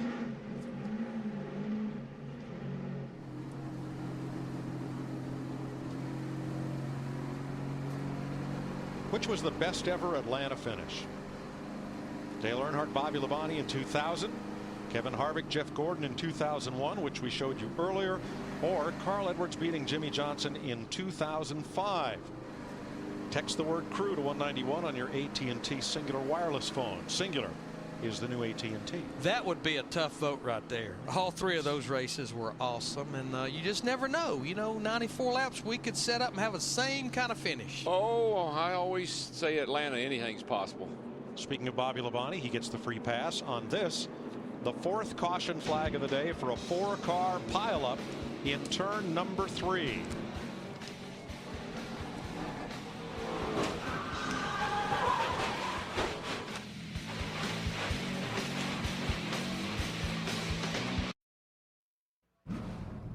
The Kobalt Tools 500, presented by DLP HD TV, is sponsored by Chevy, the most wins in NASCAR history, an American Revolution. It's big, it's bad, it's victory red. Go to foxsports.com/Silverado for a chance to meet Dale Jr. and drive away in his all-new 07 Chevy Silverado. Little cleanup work down in turn number 1. Still going on as the field was given the 1 to go sign, and there is the remains of Brian Vickers' car. His teammate A.J. Allmendinger was one of the cars that failed to qualify for the race. And there's a little remedial work on Kevin Harvick's Chevy. Let's jack down. We got to go. Got a bunch of Not going to cars. go. Stay there. Not going to go. Halfway down the back. We got a bunch of cars on pit road doing a little remedial work. They have waved off the restart because of the cleanup still going on in turn number 1. So we'll go one more lap of caution. Go down and check in with Jeff Hammond. Mike, we keep watching the 24-car Jeff Gordon working on his problem on the right front. What's happened here? We talk about the inner panel. This is the inner panel. What it does is when it's pushed properly, it seals off the fender, makes downforce, keeps all this dirt and dust and smoke out of side of the race car. But since that damage on the right front, it's flopping around, and it's also restricting the tire going in and out of the opening there to be able to change it. What they've had to do is come back in, push it back together, and they've taken duct tape and bare bond and effectively put it back together to try to seal it all off so that he can continue not only in the race but also for the guys to be able to continue to change tires. Hopefully this won't create a problem later on in the day. Guys? Well, the problem he has is he actually went a lap down that time sitting on pit road. He actually got lapped on pit road. And we had about half of our lead lap cars come to pit road here with about 90 laps to go. That way they know they can make it on one stop. But Ryan Newman, Kurt Busch's teammate on this caution, he was penalized for speeding coming on to pit road in the 12 car. But you got to fix it now, because under green, when you come in for a green flag stop, you wouldn't be able to get that tire in there. You'd be in bad shape again. So, and we could have one more green flag stop. And they did not intend to lose a lap, but Gordon did not beat the pace car past that start finish line and down to the end of pit road. So his teammate Jimmy Johnson leads the race over Tony Stewart, Clint Bowyer, Carl Edwards, and Dale Earnhardt Jr. Montoya in 6th. Kenseth, Burton, Sorensen, and Sadler the top 10. Now, and for Jeff, that's an unnatural thing to do, but he should have sped. He should have speeded out of the pits and beat the pace car, start at the end of the longest line. That would have been the only penalty. But we're not trying, you don't think about that. Our Q Motor Oil race summary. With 90 laps to go, Jimmy Johnson, who has led 129 of 235 laps, more than half the laps we've run today. 11 leaders, 25 lead changes. We had 2 cautions for debris, 1 for oil from Scott Riggs, and now a 4-car pileup in turn 3 involving David Rudiman and Greg Biffle, who got together and took Brian Vickers and Casey Kane with them. Steve? Yeah, Mike, this garage was absolutely vacant until Scott Riggs brought his Dodge in here. Scott, I saw you debriefing with Rodney Childers. What happened to the power plant? Not real sure. We think it might have dropped a valve or broke a valve spring and then dropped a valve or something like that. But just hate it for everyone at Stanley Tools, because we had those guys on board at California and didn't make a very good showing there. So wanted to have a good showing from today. And we had a good car, not lack of effort. Can't give any any hard knocks to the guys on the engine shop. They do a good job, make a good horsepower for us. First one we've had in a race, and since way early last year. So I just hate it for everybody involved. Valvoline, out of value, bumper to bumper, every idea, Abraham Motorsports. Better luck next week, Scott. Thanks. I hope so. Thanks. 3 of the 4 cars involved in that crash have gone to the garage. Kane, Biffle, and Vickers. Rudeman was able to make repairs. He continues 7 laps down as we get ready to restart with 88 to go. Watch these restarts and see if anybody spins the tires. That's it. See Dale Jr. right there. Juan Montoya, he jumps out because Jr. spun his tires. That happens all the time on a restart. And these guys actually had a couple of laps on those tires, so they definitely were hot and had junk on them. Right, and you've got 850 horsepower. You better have them cleaned off when you get ready to go. Montoya may have brushed the wall coming off 2. Oh, yeah, coming off turn 2. He is using all of this racetrack and then some. Tell you, he's a man on a mission. Now watch Junior back there. See him, car spins the tires right there, and you see how he gets sideways, and that opened the door for Juan, and he goes flying by. Lead change. Another one goes flying by here, another orange car. Tony Stewart in that 20 car, he takes the lead back. It's taking him We'll get it back. It's taken him about 100 laps to overcome that problem on pit road with the lug nut, but here he is back to the front with 87 to go. And these 2 cars traditionally are both good on long runs, so I don't know how you're going to back up to Jimmy Johnson and Tony Stewart. Steve? Hey, Mike, Tony Stewart made an interesting comment just before the green flag. He told Greg Zipadelli, let's make a note. I want a left side mirror on this race car starting next week. Hey, guys, how good is Tony Stewart, Carl Edwards, Juan Pablo Montoya right now? 239 laps into this race. All 3 of those guys just ran the fastest lap that they've run in this race. But the reason he says that, you know, Tony's an old sprint car guy, an open wheel guy. They don't use rear view mirrors in sprint cars and midgets. And he's probably been kind of resistant on having one. Get somebody running up their left side of you and you don't know they're there. It'll make you wish you had one. And you know, Daryl, Casey Kane told us yesterday, remember, he came from open wheel cars too. He says, you know, you can't see out of these cars. He said, when you go back to our open wheel sprint cars, all you had was that cage. You could see, but you cannot see out of these race cars. 29 Daytona winner Kevin Harvick battling there with Joe Nemechek in the 13 and Bobby Labonte in the 43. That is a 3-way battle for 16th spot, Krista. Kevin Harvick having to come back down to fix some of that left rear fender damage on the quarter panel there. But you know something he said I can't really drive it until we get back into the track, meaning no rear grip. But his crew chief Todd Berrier said, don't worry, we'll get you back up there. And Kevin answered with, and I guess this would be Jeff Hammond's words, yeah.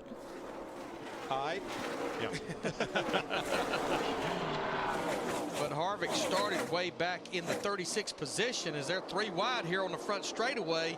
He just kind of had a so-so day, but he's hung out on the lead lap in the 29 car, as well as Joe Nemechek there in that 13 car. He's been on the lead lap all day long. This is 9 seconds behind the leader. And not what Jeff Gordon wants to see. I can tell you, these guys all slicing and dicing in front of him. And had to look at that all day. Well, Gordon, before the long stop and losing a lap, was in position to take the point lead from Mark Martin. Not anymore. Mark Martin, he's just kind of hung out in the top 15 all day long in that 01 car. Right now sitting back in 12th. Be interesting to see how Gordon's car does, because how many times have we seen him get back in traffic and can't go anywhere? I think they've helped that a lot this year. I haven't seen that as much, but Too back. Keep coming, man. Keep coming for them in the past. Here's our Nextel Cup Series leader, Mark Martin, who right now would leave Atlanta 27 points ahead of Jeff Burton. Remember, Darrell talked to him under the pace laps. And of course, the big question, if he leaves here the points leader, what will he do? He told us on trackside Friday night, I'll see you guys in Texas in about 3 races. Just remember this, when we get to Richmond, the 12th place guy last year was 600 and some points behind the leader. How many races would that mean you could miss and still be in the chase? 3? 2, maybe 3. 2, maybe 3. Especially if you're running like he's running right now. The way he's been running. Top 5 finishes the first 3 races. He can miss a couple of races and then decide if he wants to go for the championship. That's the beauty of the chase, I guess. Montoya moves up to 4th. He just passed Clint Boyer, and he's closing on 3rd place Carl Edwards, Dick. So many people think you need a lot of experience at a racetrack to be able to run as well as Montoya. But he told me yesterday that he had to use a GPS just to find this place. He finished 8th in the Busch Series race yesterday, and he's having a great run today. Yeah, Dick, he'd never seen this place till Friday morning. In fact, David Stremme, his teammate, took him around in one of the safety trucks just to show him around the place. He's hustling that baby, I can tell you. Yes, he is. Could you imagine having your Garmin in the racetrack? You know, your little Garmin Nuvi? Make a left turn now. Make a left turn now. I get tired of hearing that on the road. I don't want to Sound like you'd think your crew chief was talking to you. Right. Now, Jeff Burton in the 31 just went by Dale Earnhardt Jr. in the 8. That was a battle for 7th. So the 31 car, after starting deep in the field, he's up well in the top 10. There goes Juan by the 99. He's coming. All right, let's answer our singular virtual crew chief question. The best finish ever at Atlanta, you said. Expect it's A. No, actually it was B. Kevin Harvick over Jeff Gordon. Very emotional day for those drivers and for us and for the fans. I think circumstances prevailed there, absolutely. 2001. But yeah, talking about Montoya, he just ran a 30.67. Our leader, Tony Stewart, the 20, just ran a 30.91, over 2/10 faster than our leader right now, Tony Stewart. But he is running the high line all the way around this place. Casey Kane has come back in the race after being involved in that 4-car pileup at lap 231. Well, if you don't know the racetrack very well, I guess the easiest thing to do would just be get out next to the wall and stay there. And you know what, Darrell, people's been asking us why we keep talking about Juan Pablo Montoya. We rest our case. Look at him in his 5th start.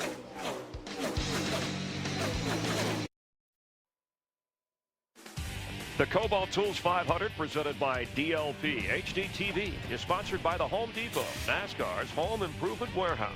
By Haviland, introducing Haviland with new deposit shield. Protect precious metal. By Budweiser, the official beer of NASCAR. This is Budweiser. This is beer. And by Subway Restaurants. Subway. Eat fresh. 71 laps to go in Atlanta. 11 leaders, 25 lead changes. Tony Stewart taking the lead early, leading currently as we speak. Jimmy Johnson in this race has led the most laps, 132. Jeff Gordon led for 30 laps, but the had a problem right there. Yeah, had a problem. Couldn't get the right front tire on. The inner panel that protects the driver had become messed up, and they had to come back in and work on it. And after a while, he actually lost a lap on pit road. After falling to 7th, and then with 95 laps to go, David Ruderman, and you see into Greg Biffle and Brian Vickers. Biffle was running in the top 10 at the time. All 4 drivers physically okay, but bringing out the caution flag.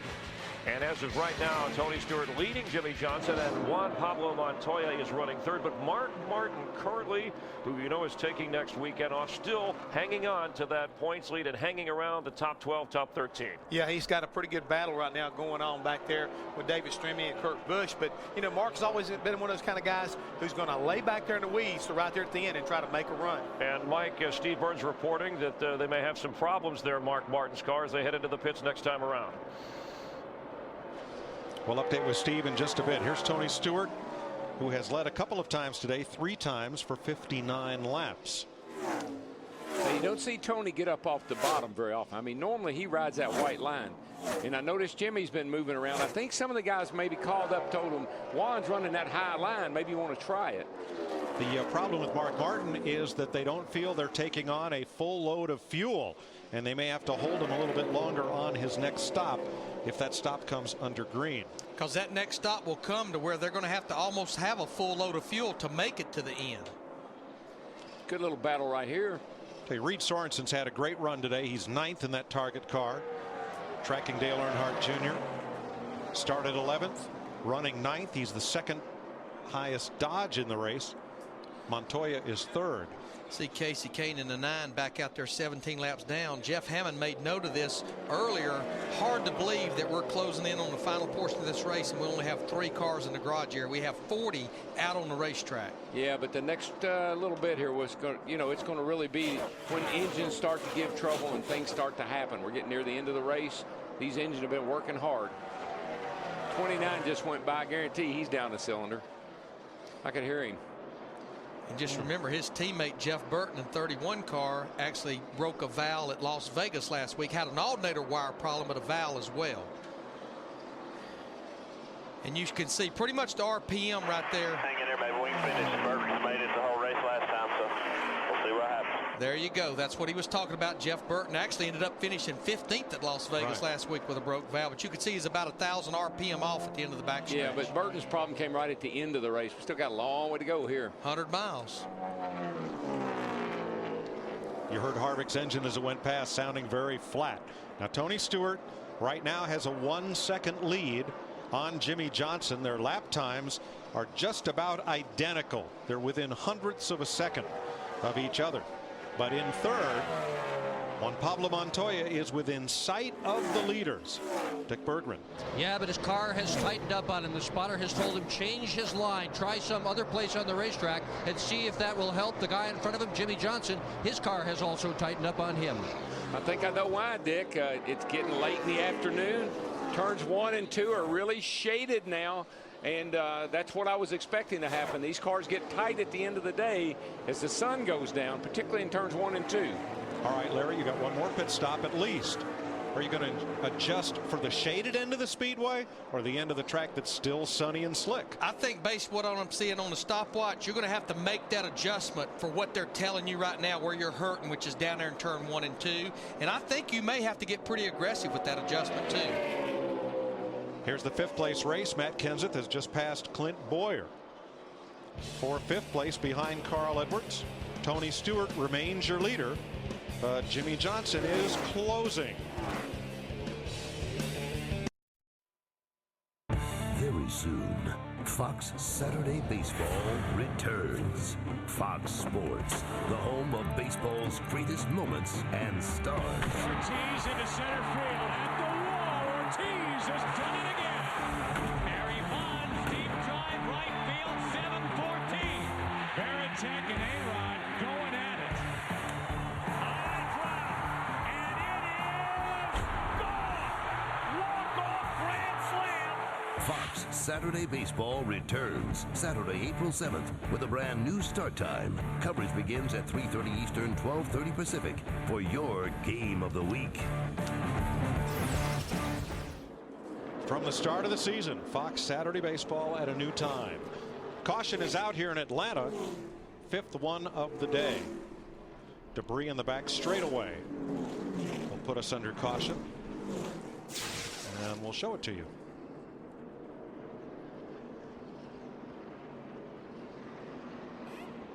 Yeah, Mike Bliss just ran over a piece of something. It's a piece of the skirt, side skirt. Okay. It's normally made out of a plastic material. That's what it looks like. You know, that hard plastic black stuff you put on the side of the car. Kevin Harvick will get the free pass. You know who I believe really wanted this caution flag? Let's go back to the report a while ago. Ryan Pemberton on Mark Martin, our points leader. Had it been green, they were going to have to hold him in his pits longer to make sure he was full. So now they can do it under caution conditions rather than under green. Larry, the big question, 55 laps to go. Pits will open. You'll make this stop. Can you go all the way? I think the way the pace is slowing down, I think you will be able to, but I guarantee what these guys will be telling their drivers when they leave pit road, A, make sure it's full, but B, conserve me some fuel, Steve, as you leave pit road till we get back green flag racing. Yeah, Larry Mack and Tony Stewart hits pit road. He just told his crew there's something or a piece of paper on my grill. Make sure you get it off. Small adjustment for Tony. Small air pressure adjustment, half a pound in the left rear tire, Dick. Jimmy Johnson in the upper right-hand corner of your screen has led the majority of laps today. They're going to adjust the wedge on the car. Montoya in the lower left is out of his pit stall already. If this stays green, this will be Jeff Burton's last stop. They can go the distance. They love that set of tires. They put on 4 fresh ones and said, fill it full of fuel. We're going to go the distance. Stewart first in, first out. Kenseth second. Another great stop for those killer bees. I guarantee you those boys were picking them up and laying them down with that 17 car. When it counts, they rise to the occasion every time. Maybe Robbie rises to the occasion. This could be the last pit stop of the day, but nothing is certain, and that's why we stick around. The Kobalt Tools 500 presented by DLP HDTV is sponsored by Kobalt, the next generation of tough tools, available exclusively at Lowe's. By State Farm. Great service, great rates. Nobody takes care of you like State Farm. By TGI Fridays Restaurant's new right portion, right price menu. Give me more Fridays. And by DLP. HDTV powered by DLP. It's amazing. It's the mirror. Tony Stewart is our leader over Matt Kenseth as we're about to go back to green. Nextel helps NASCAR and NASCAR fans get things done. Who's getting it done? Well, I think that 17 team, I tell you, as a driver, all you can ask for is a chance. And they give that man a chance every week by doing great pit work. I'm going to go with a group and a driver that they've been getting it done on pit road. They've struggled this year because I think of coming out of Formula One. I'm going to go with Juan Pablo Montoya, Donnie Wingo, that 42 group. I'm going to go a couple spots further back. The hometown boy, Reed Sorensen, who grew up just outside Atlanta. He drives the Target number 41. He's driven a good race today, and the crews kept him on top of things and kept him in the hunt. He's not overdriven the car. He's got a solid 8th place run going right now. Right now is when you got to be on your game, though, because they're doubled up here and everybody's going to get real serious. Tony Stewart gets a good restart outside of the Motorola car of Robbie Gordon. It's kind of like golf. You know, your buddies will give you, that 3-foot putt's okay. That 3-foot putt's okay. Pick it up. Then he gets down the end of the game, and you might be the winner, and they say, you got to make that one. There you go.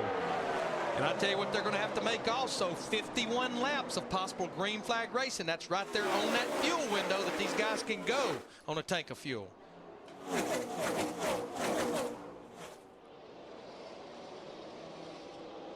So that's the big question. Who can make it from here? Dick Berggren. Montoya can make it from here. Johnson, maybe yes, maybe no. He corded a tire. Edwards cannot make it from here. Boyer can. Steve. Dick, we know the 17 of Matt Kenseth, he cannot make it. He is 5 laps short. The 20, Greg Zipadelli just told Tony Stewart, it's borderline. Krista.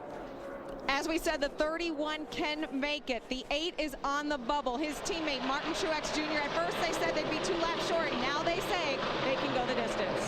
The pattern I heard there is the Fords sound like they're saying we cannot make it, like Carl Edwards and Matt Kenseth. Chevrolets, possibly yes, borderline.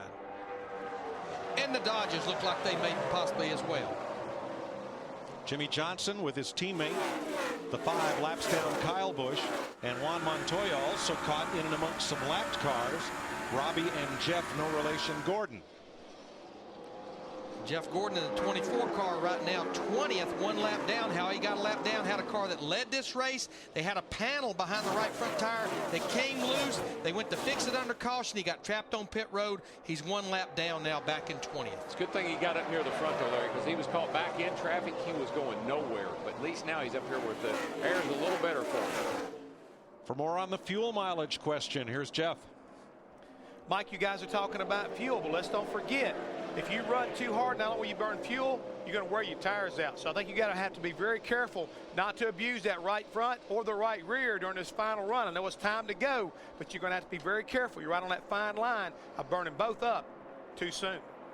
Look at Juan. He's saying, get behind me, man. You're a lap down. He just gave him a signal out the window. But Juan is going to have a problem wearing out his stuff, because I don't know if he has the experience to know that you got to save a little bit for the finish here as far as the tires go. Not as far as effort goes, but can't wear the tires out running as hard as you can go right now. And I'm not sure on that last run he saved anything. No, about that's that why I race say car. he drove her until the tires were gone. 18 cars on the lead lap, counting Kevin Harvick, who is running on 7 cylinders at the back of the pack. Tony Stewart leading Matt Kenseth by a narrow margin. And look at Chip Ganassi Racing. 3 cars in the top 15. Stremme 11th a bit ago. He slipped to 13th. But very solid performance for those Dodges. And what's impressive, we talked about it earlier, Montoya in his 5th career start, Stremme and Sorensen, they only have 1 year under their belt, so a lot of young talent right there. I think they're really all feeding off of each other very, very well. They'll buy into whatever. I think keep on coming, still down there. Gordon is 1 lap down.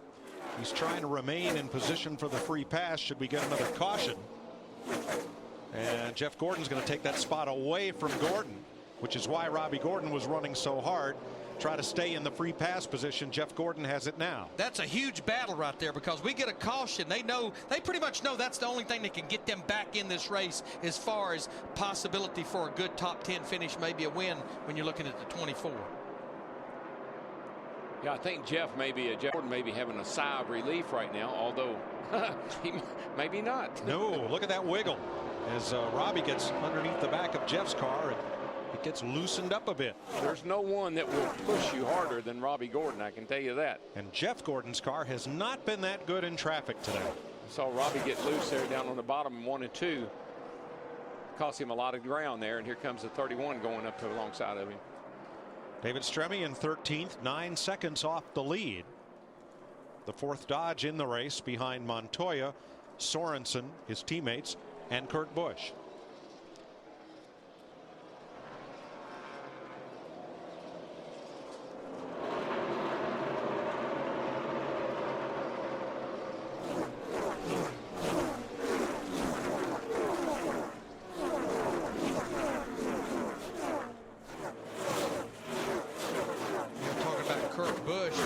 Him in the 2 car back there in 12th. He's still trying to overcome that pit road speeding penalty that he had a couple of cautions ago.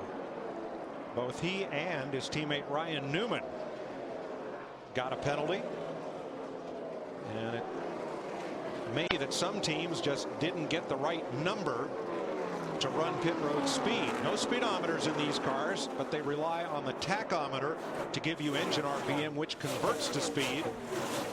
They normally run those tacks on the dyno, and they will document whether they're high or low as far as the reading you see on the tack. And it's on the tack itself. It can be 100 high, it can be 100 low. But the bottom line is, under the pace laps, they put 2 pace cars out there to lead the front half and the back half of the field around. He maintains pit road speed. That's when the driver gets that tack reading right there. But not a very scientific way to determine when they're going to hold you to a couple of miles an hour, and you got to decide on your tack within 100 RPM. It puts a driver in a precarious situation. Give a call to this guy right here, Joe Nemechek, this whole team, Peter Suspenzo. This is one of the go or go home cars. Every week they've qualified for these first 4 races. Had some bad luck at Las Vegas. They went in there in the top 10 in points, and now he's sitting there in the 15th position. Been on the lead lap all day long. That again, Chevy's a lot faster than the blimp they brought here to the Speedway today. Yes, it is. The wind was playing havoc with that thing the other day. Now Montoya, he has caught in the 42 car. He has caught Jimmy Johnson in that 48 car. This would be a battle for 3rd place here with 38 laps to go. I just wonder if Johnson, knowing he's a little close on fuel, backed it down a tad. Yeah. Right now, he's almost 2.5 seconds behind leader Tony Stewart in that 20 car. We also need to mention that Greg Biffle in the 16 back out on the racetrack. Only 2 cars out of this race. Now, earlier, Johnson would let drivers go who caught him quickly. How about now, Dick Berggren? Well, Johnson right now is worried about his right rear tire. Recall that he corded a tire that was seen on the last pit stop. He suggested that on the next pit stop, if there is one, that they should add wedge. He is loose with that number 48 car, so he can't pedal it as hard as he'd like to, Mike. This is pretty much where, as we say, you've got what you got, very possibly for the next 37 laps. I guess they slapped that yellow piece of tape on that bottom opening down there on that last pit stop. Now, I don't think that's been on there up until then, and that can change the balance of the car to where it'll make that car really loose. Normally, it will pin the nose. Pin the nose down. Put more downforce. In that area down there, there's a lot of pressure. You take that hole up, it changes the handle of the car dramatically. And if he's loose, he's not going to like that 42 car on his rear bumper driving off in that corner at 190 miles an hour. Oh, he's definitely loose. Saw him slide it off the corner there. But this is no gimme. He came up the corner and covered the spot in front of Montoya. He's going to give Juan the high road. And they come together right here on the exit. One high, one low. Seen that before. And this time Jimmy gains just a little bit of ground. The last lap he was a 10th slower than Montoya. This lap he's a half a 10th quicker. They are running 3rd and 4th, 2 seconds behind Tony Stewart and a 2nd behind Matt Kenseth, the 2nd place car. And it's frustrating as a driver when you've been running well all day long and they make a little minor adjustment on that last stop, and now your car is not. I needed it now when I need it the most. You changed it.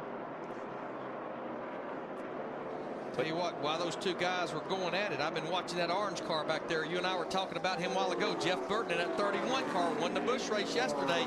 He's been coming slowly but surely back there in 5th spot. And that's the kind of driver Burton is. He just kind of hangs around. But when it's time to go, we saw him out in Vegas. He turned the fastest lap of the race right at the end of the race. 33 laps to go next time by. Tony Stewart 1 second ahead of Matt Kenseth. Look for me in the final laps.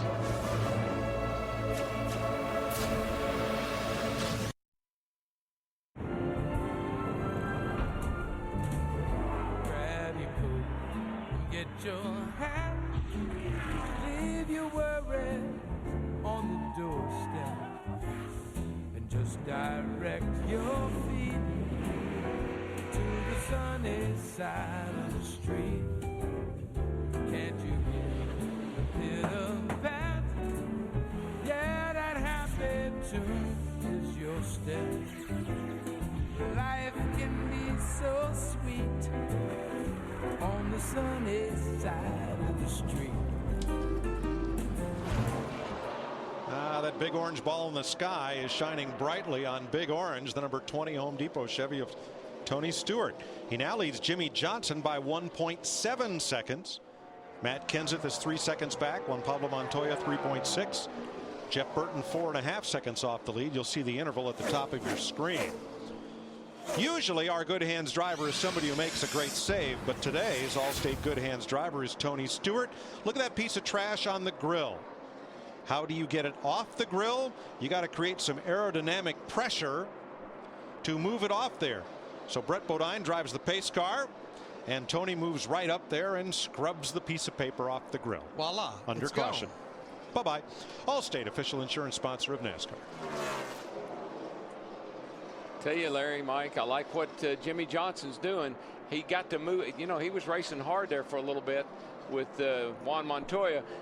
All of a sudden, Jimmy changed his line. He started going high in 1 and 2, working the bottom at 3 and 4, but he has really picked it up. 20 car as soon as possible, and then he just started to throttle back a good bit. Right now, we're going to run out.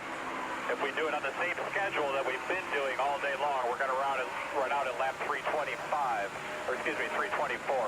If we stretch everything as far as we think we possibly can, you're going to run out just on the other side of the start-finish line. And Darrell, as a driver, why don't you talk about how he can actually conserve fuel? Well, he's between a rock and a hard place, but exactly what Chad just told him. You got to get in the lead. Then you get you a little, you run it and get a little cushion, and then you start rolling out that throttle early. 9,500 RPM, back it down to 95, 92, or 92, 9,000. That will save gas, and don't jump back in the throttle wide open. Squeeze it down. If he runs out on lap 324, that's the white flag lap. And you can get no help. You're on your own when you cross the white flag. But his plan is to run out as soon as he crosses the line on 325. So he's going to draft clouds, anything he can find. But he's got to get to the 20 first. Doesn't do any good if he's got to pass him and get in the lead and then get a cushion and then back it off. And of course, Tony Stewart, ever since he took the lead, he could have very well been out there conserving his fuel. Very easy to do, a lot easier to do when you're leading the race. It sure looks like it just looking at lap times. Tony had slowed a little. Then Jimmy started coming. Now Tony's picked it back up. Let's give a call to Jamie McMurray here. Qualified back in 37th position in the Irwin 2 car. He's been hanging in there in the top 20. Krista got his first top 10 finish in a long time last week at Las Vegas. That's right, Larry Mack, and that's the funny thing about momentum. When you have it, well, it kind of keeps growing, and that's what is happening with Jamie McMurray and the Irwin Industrial Tools Ford here today. He's been pretty quiet. They've had a handle on the handling really all day, a little bit loose, a little bit tight. No major adjustments throughout the day. They are just kind of smooth sailing right now, currently in 13th. Well, you know, Larry Carter went over there and works with Jamie now. I won't say that Larry Carter is the most technically smart crew chief I ever worked with, but you know what he is? He's good with the people. He's good relating to the driver and marrying everybody together and getting a total team effort. And that's what Jamie needed. But to follow up on Krista, one thing she talked about there, he's one of those Fords like his teammate Matt Kenseth and Carl Edwards. I guess a question on his 26 with 21 laps to go. Can that Ford make it to the end without stopping for fuel? McMurray started 37th. He is up to 13th. Jeff Burton started 32nd. He's the 5th place car. Our biggest movers. Tony Stewart out in front by 1.3 seconds. There are 20 laps to go in the Kobalt Tools 500, presented on Fox by DLP HDTV. There's our 3rd place car, Matt Kenseth. Steve? And Mike, Matt Kenseth just got some bad news from his crew chief, Chip Bowen. He said, best case scenario, Matt, with every drop in the car, you will run out of gas on lap 324. Dick. Montoya very unhappy with the 24 car of Jeff Gordon, claiming he is making him expletive loose. I'm sorry, that's not funny, but it's emotional. Well, we always like to fill in the blanks, so fill in the blank. And right now, Jeff Gordon 1 lap down back in 18th. Should we get a caution here in these last 19 laps, he would get the free pass and be back on the lead lap. But I'd say Montoya has a pretty good memory about what's going on here for the future. Remember, those are the 2 fellows who traded cars at the road course at Indianapolis. Now, Very good point. I bet Jeff Gordon would never have thought they'd end up racing each other. They're trading paint now. Now, Gordon is 1 lap down. A lengthy pit stop caused him to fall from the lead lap. Montoya's the 4th place car. Now, one's having fun. Not one is having fun, and the other one isn't. And the one in the one is the one that isn't. Let's listen to somebody who makes some sense. I hope. You ready for some drama? Okay, need you to get past that 20 car as soon as possible, and then I need to start to throttle back a good bit. Right now, we're going to run out. If we do it on the same schedule that we've been doing all day long, we're going to run out at lap 325, or excuse me, 324. Caution is out, and that changes everything. Strategy's out the window. Well, now what this race is going to come down to is a pit stop on pit road free of mistakes. Who wins the battle off pit road with no mistakes? Yeah, and who's got the best car on a short run? That'd be the other question. Debris in turn 3. This will put Jeff Gordon back on the lead lap. He will get the free pass. And Montoya is glad of that. Yes. You don't have to deal with Splash of fuel, just a splash of fuel. Now, every pit stop so far today under green or caution has been fuel and 4 tires. They're going to get tires. They're going to Here's get what tires. they're going to do, Mike. What they're going to do is they're going to wait till the tire changer comes around, or either they will be finished. That way that tire changer has a clear path going from right rear to left rear. Everyone will get 4 tires, trust me. That splash of gas means that you're as light as you can be on 4 fresh tires. And spoiler up in the air. Because the more fuel you put in it, it lowers the back of the car. Daytona, Talladega, packer full. Here, just give me enough to get to the finish. But the biggest thing, it will help that pit stop too. Oh, yeah. That's right. The fuelers will be out of the way when the tire changer comes around the rear of the car. Now, if I was a gambling man, I'd take me 2 tires. You're going to do it on your own, buddy. That's right. You're going to be in that boat by yourself.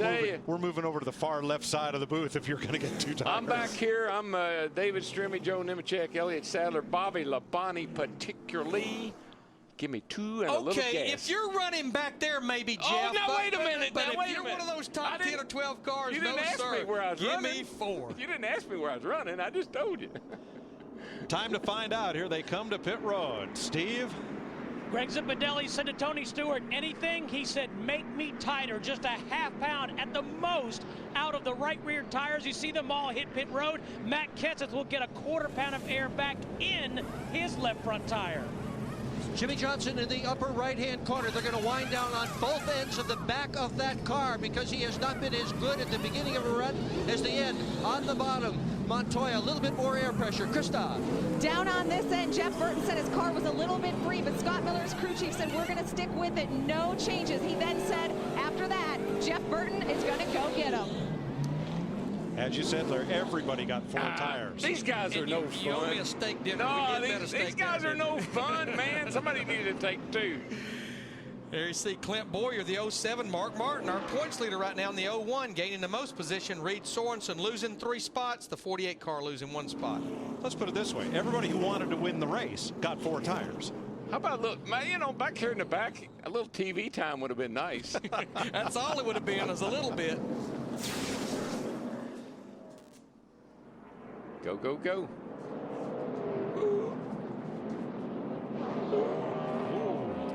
Game of chicken there coming down pit road. Matt Kenseth wasn't going to be a taker, though. He was not going to back off. Not that time. This will be the battle here. Tony Stewart in the 20, Kenseth the 17 by half a car length. Jeff Hammond, can you believe your man up here even considered 2 tires? Slap him, Darrell. Larry, slap Darrell, because, come on, man. You do one good thing and I do one good thing. I'll run the pitch, you drive the race car. You need 4 tires. Trust Larry and I on that. Yeah, it'd be one of those right deals. there. I know what my stopwatch shows. What's yours showing? Exactly right. But one thing I want to point out, guys, in the drivers' meeting today, they actually talked about somebody pulling over on another driver. Could the pass be made? Could that momentum, as you start to pass the driver down pit road, is that legal or not? And what you just saw a minute ago is perfectly legal. You can carry that momentum, no problem. Well, pit road is only so wide here. All right, Jeff, we want to talk about certainly with Bobby Labonte, see how this cycles through here. You heard earlier Larry, Darrell, and Mike kind of talk about who to watch and how strategy's out the window with this latest caution coming out. So what do you look for here? I'm looking right now, let the rough side drag, guys, because we're right inside that window. Don't have to worry about tires, don't have to worry about fuel. Now we're really going to find out who's got what and who's been saving what. Let the rough side I mean, just drag. kind of like pull those gloves up, pull those belts down, and get after it. All right, Larry, sounds like he's talking to you and Darrell. That's exactly what you want to tell that driver right now, because it's going to get interesting here with just a few laps to go. I told you, give me 4 tires. Yeah, but that was the last time. Who do you like? I like Tony Stewart. He's sitting there leading the race. He's fast. Been fast on short runs. I'll take Stewart. I got to concur. I just think, you know, he's been strong all day long. He had that problem on pit road with the lug nut, but certainly that group has prevailed on every pit stop since then. Jimmy Johnson's going to race him hard. We could have a drag race now. We could have that. Sure, any of the top 3 could win it, but I want to see what Montoya can do in these closing laps. He's good on the short run. We know that. And we know he wants to win a race on an oval. That's what he said in Victory Lane at Mexico. And he'll take her high. Dick Berggren? Well, it's a question as to how hard Jimmy Johnson's going to want to run. That's the right front tire. They just hauled the right rear out of here, and the same corded area is about that wide on the right rear. So Johnson, who showed no tire problems at all, unlike several of the other drivers during practice, is having them now late in the race. And that was a run of 35 laps between caution periods. We only have 12 laps to go. Yeah, so he's in good shape. Don't worry about that. Just stand on it, my man. Yeah. No fuel problem, no tire problem. You got 4 tires and enough gas to make it home. This is why we pay you the big bucks. What did tell Earnhardt that time? Dale, you're a 7-time champion. Now go out there and get it done. There you go. 6 Chevys, 1 Ford, and 3 Dodges in the top 10. Now, since we will not be in that 10-lap window of 10 to go, we're going to have a double file restart. So Jimmy Johnson, Montoya, Burton, Boyer, Martin, they're going to have to contend with that inside line of cars that are lapped down. Yeah, and that's not good because the 11 and the 5 are both really good race cars. But the 11 is Tony Stewart's teammate, and Stewart gets a good jump as they take the green flag with 11 laps to go. Boy, Johnson got a good start. He got a great jump. He's going to drive right under Matt Kenseth, looks like. But the 11 car is in his way. Yeah, he got boxed in behind that. Let Kenseth. Oh, here look comes at the Montoya. run. Montoya got off turn 2 there. In the he's wall. all against the wall. Oh, man. But I guarantee he may have been against the wall, but he's on the throttle. He is. He just run out of racetrack, which I was worried about him doing sooner or later. And a 3 wide back there with Montoya outside Burton now. Tell you what, when you put fresh tires on these things, you can do a lot of. You can become Superman. 3 wide for 4th place. Burton's going to win that battle for the moment and seals the deal, closing off Montoya. Well, he shut the door coming off turn 2 on him. That pretty much broke the 42's momentum, but he'll fight back here on the high side in 3 and 4. 9 laps to go this time. It's all happening in the rear view mirror of Tony Stewart. Yeah, he's on it. He's on checking out. But I'm telling you, that 17 and the 48 get better as they go along if they don't run out of time. I think when Jimmy moves underneath the 17, got him past there.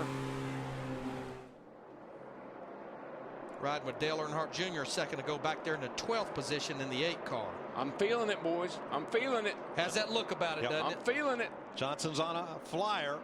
He got past Kenseth, and he's closing right up on Stewart.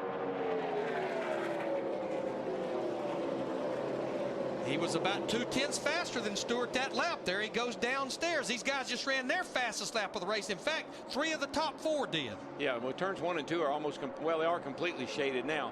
A lot of grip on that end of the speedway. 3 and 4 is always good down low. That's the thing about those 2 cars, the 20 and the 48. They both like to run the bottom. That could be a problem at the end of the race. And this is the way these guys finished the October race here back in the fall. Stewart won the race. Jimmy Johnson in the 48 finished second. 7 to go. 2 pretty equal race cars right now, Larry. That 48 got a great run off turn 2 that time onto the backstretch. Oh, he's inching ever so closer. Gets back in the gas just slightly quicker than Stewart right that time in 3 and 4. Just seems like he's a little better in 1 and 2, but remember, he's been loose. Probably the track's a little tighter down there because of the shade. And remember, you know, Jimmy Johnson remembers. Here he comes, guys. The race he lost to Carl Edwards because Jimmy hugged the bottom and Edwards came around on the last lap on the outside. He is just whipping that 20 car down in 1 and 2. 5 to go this time by. Now he's starting to think about, what am I going to do? I can't get him off the bottom. I got to go high. He's going to dime in the corner, up high, cut her to the bottom. And he is manhandling that thing in there. He is busy right up on the rear bumper. Remember, 1 and 2 is where he's so good. 6 laps to go. The race pace is a second faster than it was before this caution. Stewart had a little bobble, and here comes Johnson. Ooh, ever so close and ever so fast.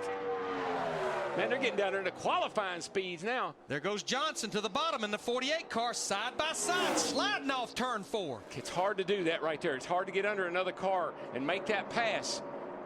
Tony knows that. Tony's moved up now. He's going to give Jimmy the bottom, but it's going to be hard to complete the pass. Even as they race side by side, they're the fastest cars on the track. These two and Jeff Burton, who is 4th. I give Stewart I give him a lot of credit. That's some savvy driving. He knows Johnson wants the bottom. Give it to him, but keep him pinned down. And there is no one sitting down at this racetrack.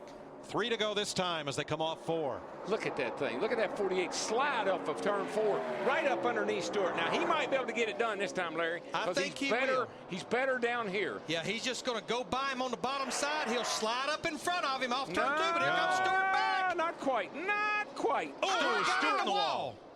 Bumped the wall. Don't think it'll hurt the car. Looked like Stewart eased it into 1 to give Jimmy the bottom and tried to make a run on the outside at him. Did brushing the wall hurt that car? It probably knocked the right front fender in. Good job there. Yeah. 2 to go. 2 to go. There you hear it. He's just driving away now. Yeah, I think it probably knocked the right front fender in, and that's going to take away some downforce. He definitely hit that wall actually pretty hard. Kenseth still 3rd, Jeff Burton 4th, Montoya 5th, Clint Boyer right on top of Montoya for 5th place. But you got to give Tony Stewart a lot of credit. He bounced that car off the wall. He could have easily hooked the right rear of Jimmy Johnson. No pressure. White flag this time.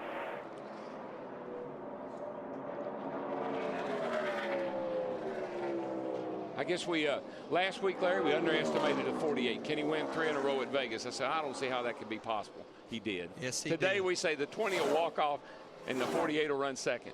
Where is he at? Leading the race. Title defense for Jimmy Johnson. The Nextel Cup champion going for 2 in a row. Back at 5th place, side by side, as Johnson comes to the line. Jimmy Johnson wins the Kobalt Tools 500. Stewart, Kenseth, Burton. Look at this battle right here. Montoya will finish 5th. Clint Boyer 6th. Truex Jr. 7th. Edwards 8th. Sorensen 9th. Our points leader Mark Martin comes home 10th.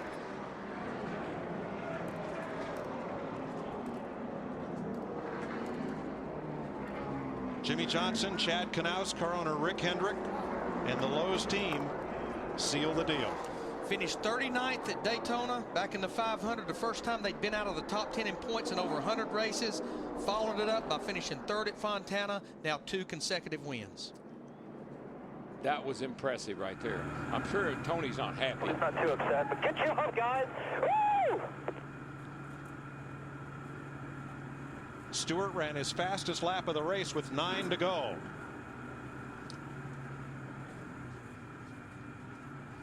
This team right here. Now, what he's doing, I hear it all the time. He's cranking front brake in the car so he can do a burnout. That's his brake bias knob. And he has enough fuel to do the burnout now. Yes.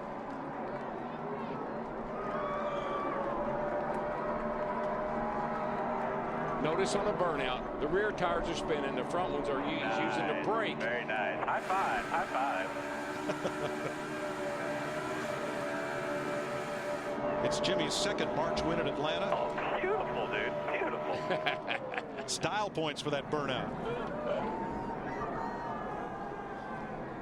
Jimmy Johnson's pass of Tony Stewart for the win is our Chevy winning moment.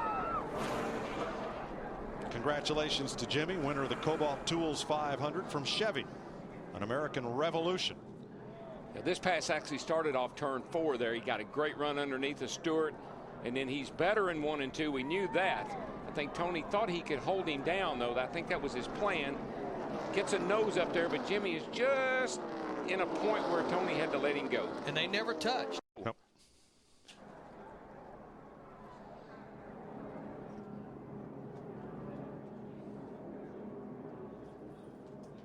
It's Johnson's 3rd straight top 3 finish following his 39th place run at Daytona. 25th career win for Jimmy Johnson and Chad Knaus. Jimmy Johnson gets to burn down the house in Atlanta, the winner of the Kobalt Tools 500 for his car owner Rick Hendrick. 9th Atlanta victory, second on the all-time list to 12 for the Wood brothers. And with Jimmy Johnson in victory lane, Dick Berggren. 151st win for Rick Hendrick, who congratulated his driver, saying he couldn't believe it, that his knees were so weak he could hardly stand. And they are celebrating, and my friend, you deserve to celebrate. How did you get by Stewart on the bottom? We just had a great race car. We did the right things to get the car hooked up for that short run. I was real good on the long runs, but lacked a little on the short runs, and Chad got me the right adjustment there. So good. It's a great day for this Kobalt Tools Monte Carlo. Tell me how the car was today. Was it as good as it seemed? It really was. There were times where we weren't as strong as we needed to be on the short run in the 20, and some other guys had us by a little bit, but at the end of the runs, we were spot on. I just can't thank these guys enough for all the hard work, solid pit stops all day long, and all the hard work that went on this win. Such a solid start to the season. Is it too early to start thinking championship? No, we're thinking championship already, and I know that it's really the mode anymore. You want to make that chase, so you've got to worry about the points and trying to be in the top 12. So we're doing that right now. We just got to keep it up for a few more months. Congratulations. You showed the fan a great race. To Krista. Tony Stewart loves racing for the win. He loves winning the race more. Tony, it was so close there, the battle with Jimmy Johnson. If you hadn't scraped the wall there, would you have had this win? I mean, he was faster than us right there. I just wish he at least gave us room to race him for it. But, you know, that's racing, and that's why everybody loves coming here. I mean, that's why it's such a great feeling to go from racing last week like we had to being able to have racing like we had here this week. So, you know, happy. I mean, you know, wish we could have won it, obviously, but, you know, at least we gained a lot of points that we needed today, and finally gave this Home Depot team a boost that they finally needed. I didn't make any mistakes today. One spot short, Tony Stewart. Mark Martin said this is the way he wanted to do it. Leave here with the points lead. Mark, your emotions with Bristol looming.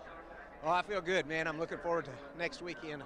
I want to thank all the fans that have supported me, especially this U.S. Army Chevy, and my team's incredible. We were off a little bit with the car today, but they fought so hard, and I love working with those guys, and this is how I want to do it.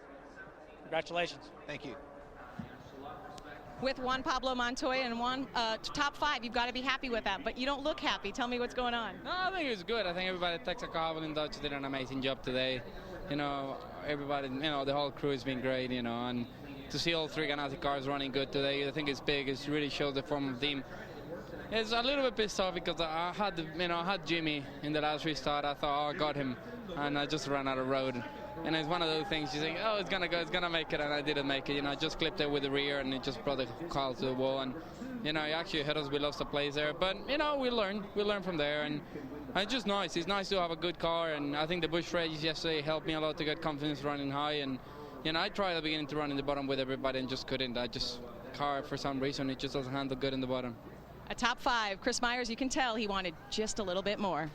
Thanks, Krista. Best finish for his Cup career with Jeff Hammond here in the Hollywood Hotel. I want to go back to Tony Stewart. We've had 5 last lap passes here for great finishes in Atlanta. With 3 laps to go, Jimmie Johnson took advantage of Tony Stewart, and you heard Tony say he would have liked a little more room to run there. Well, Jimmy pretty much slammed the door on him coming off that turn right there, 3 laps to go. But, you can't blame Jimmy. That's what you talk about. When you carry that momentum off the top side, the guy on the bottom, when he starts to make that run over, he's got to give you that little bit. Bell, that too many laps to go, he was bam. That was it. Killed that momentum, took everything off as far as Tony was concerned. Jimmy had the better car in that Jimmy situation. had the better car, but I think what Tony's saying is if he'd have stayed down, I could have at least raced him down the back straightaway and made more of a race out of it. He may not have got me with 3 laps to go, but maybe with 2. Let's take a look at the unofficial results. You know that Jimmie Johnson just did edge out to Tony Stewart, and actually Jimmy told you coming into this race, hey, the pressure's off trying to defend the Cup, winning back-to-back races for only the 2nd time in his career. I think it gave him the momentum he needed from Las Vegas, but being able to get that win early in the season kind of vindicated him and said, hey, he deserved to be a champion a year ago, and he's dang sure going to try awful hard to repeat this year. Dale Earnhardt Jr. 14th, but Jeff Gordon making up the lap. Remember, had a chance early, ended up finishing 12th. Well, they always used this term a long time ago, refuse to lose. That's what that team did today. They had a problem early on, but they bounced back when it counted and kept him up there in the points, kept him up there 3rd. After a disappointing, I'm sure, day for them. Yeah, and finally out of the top 10, his string is snapped. No Toyotas in the top 25, and as Darrell Waltrip pointed out early in the race, they need to just run up front so they can get some good information as they try and move forward.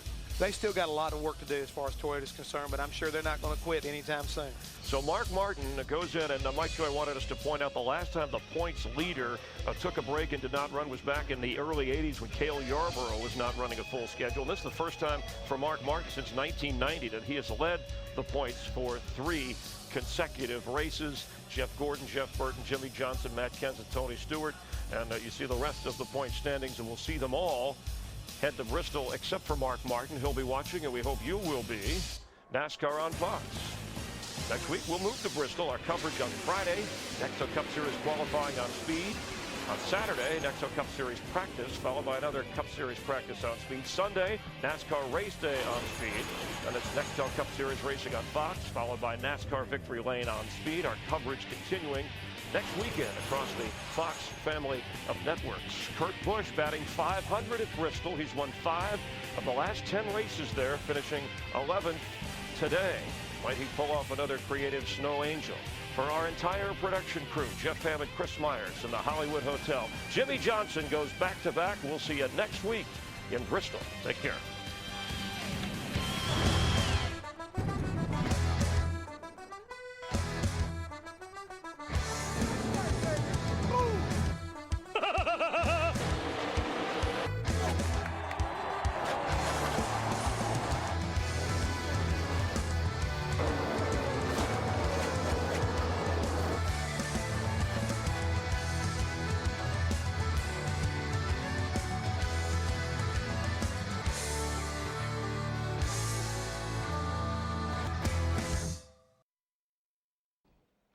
Promotional considerations provided by the following.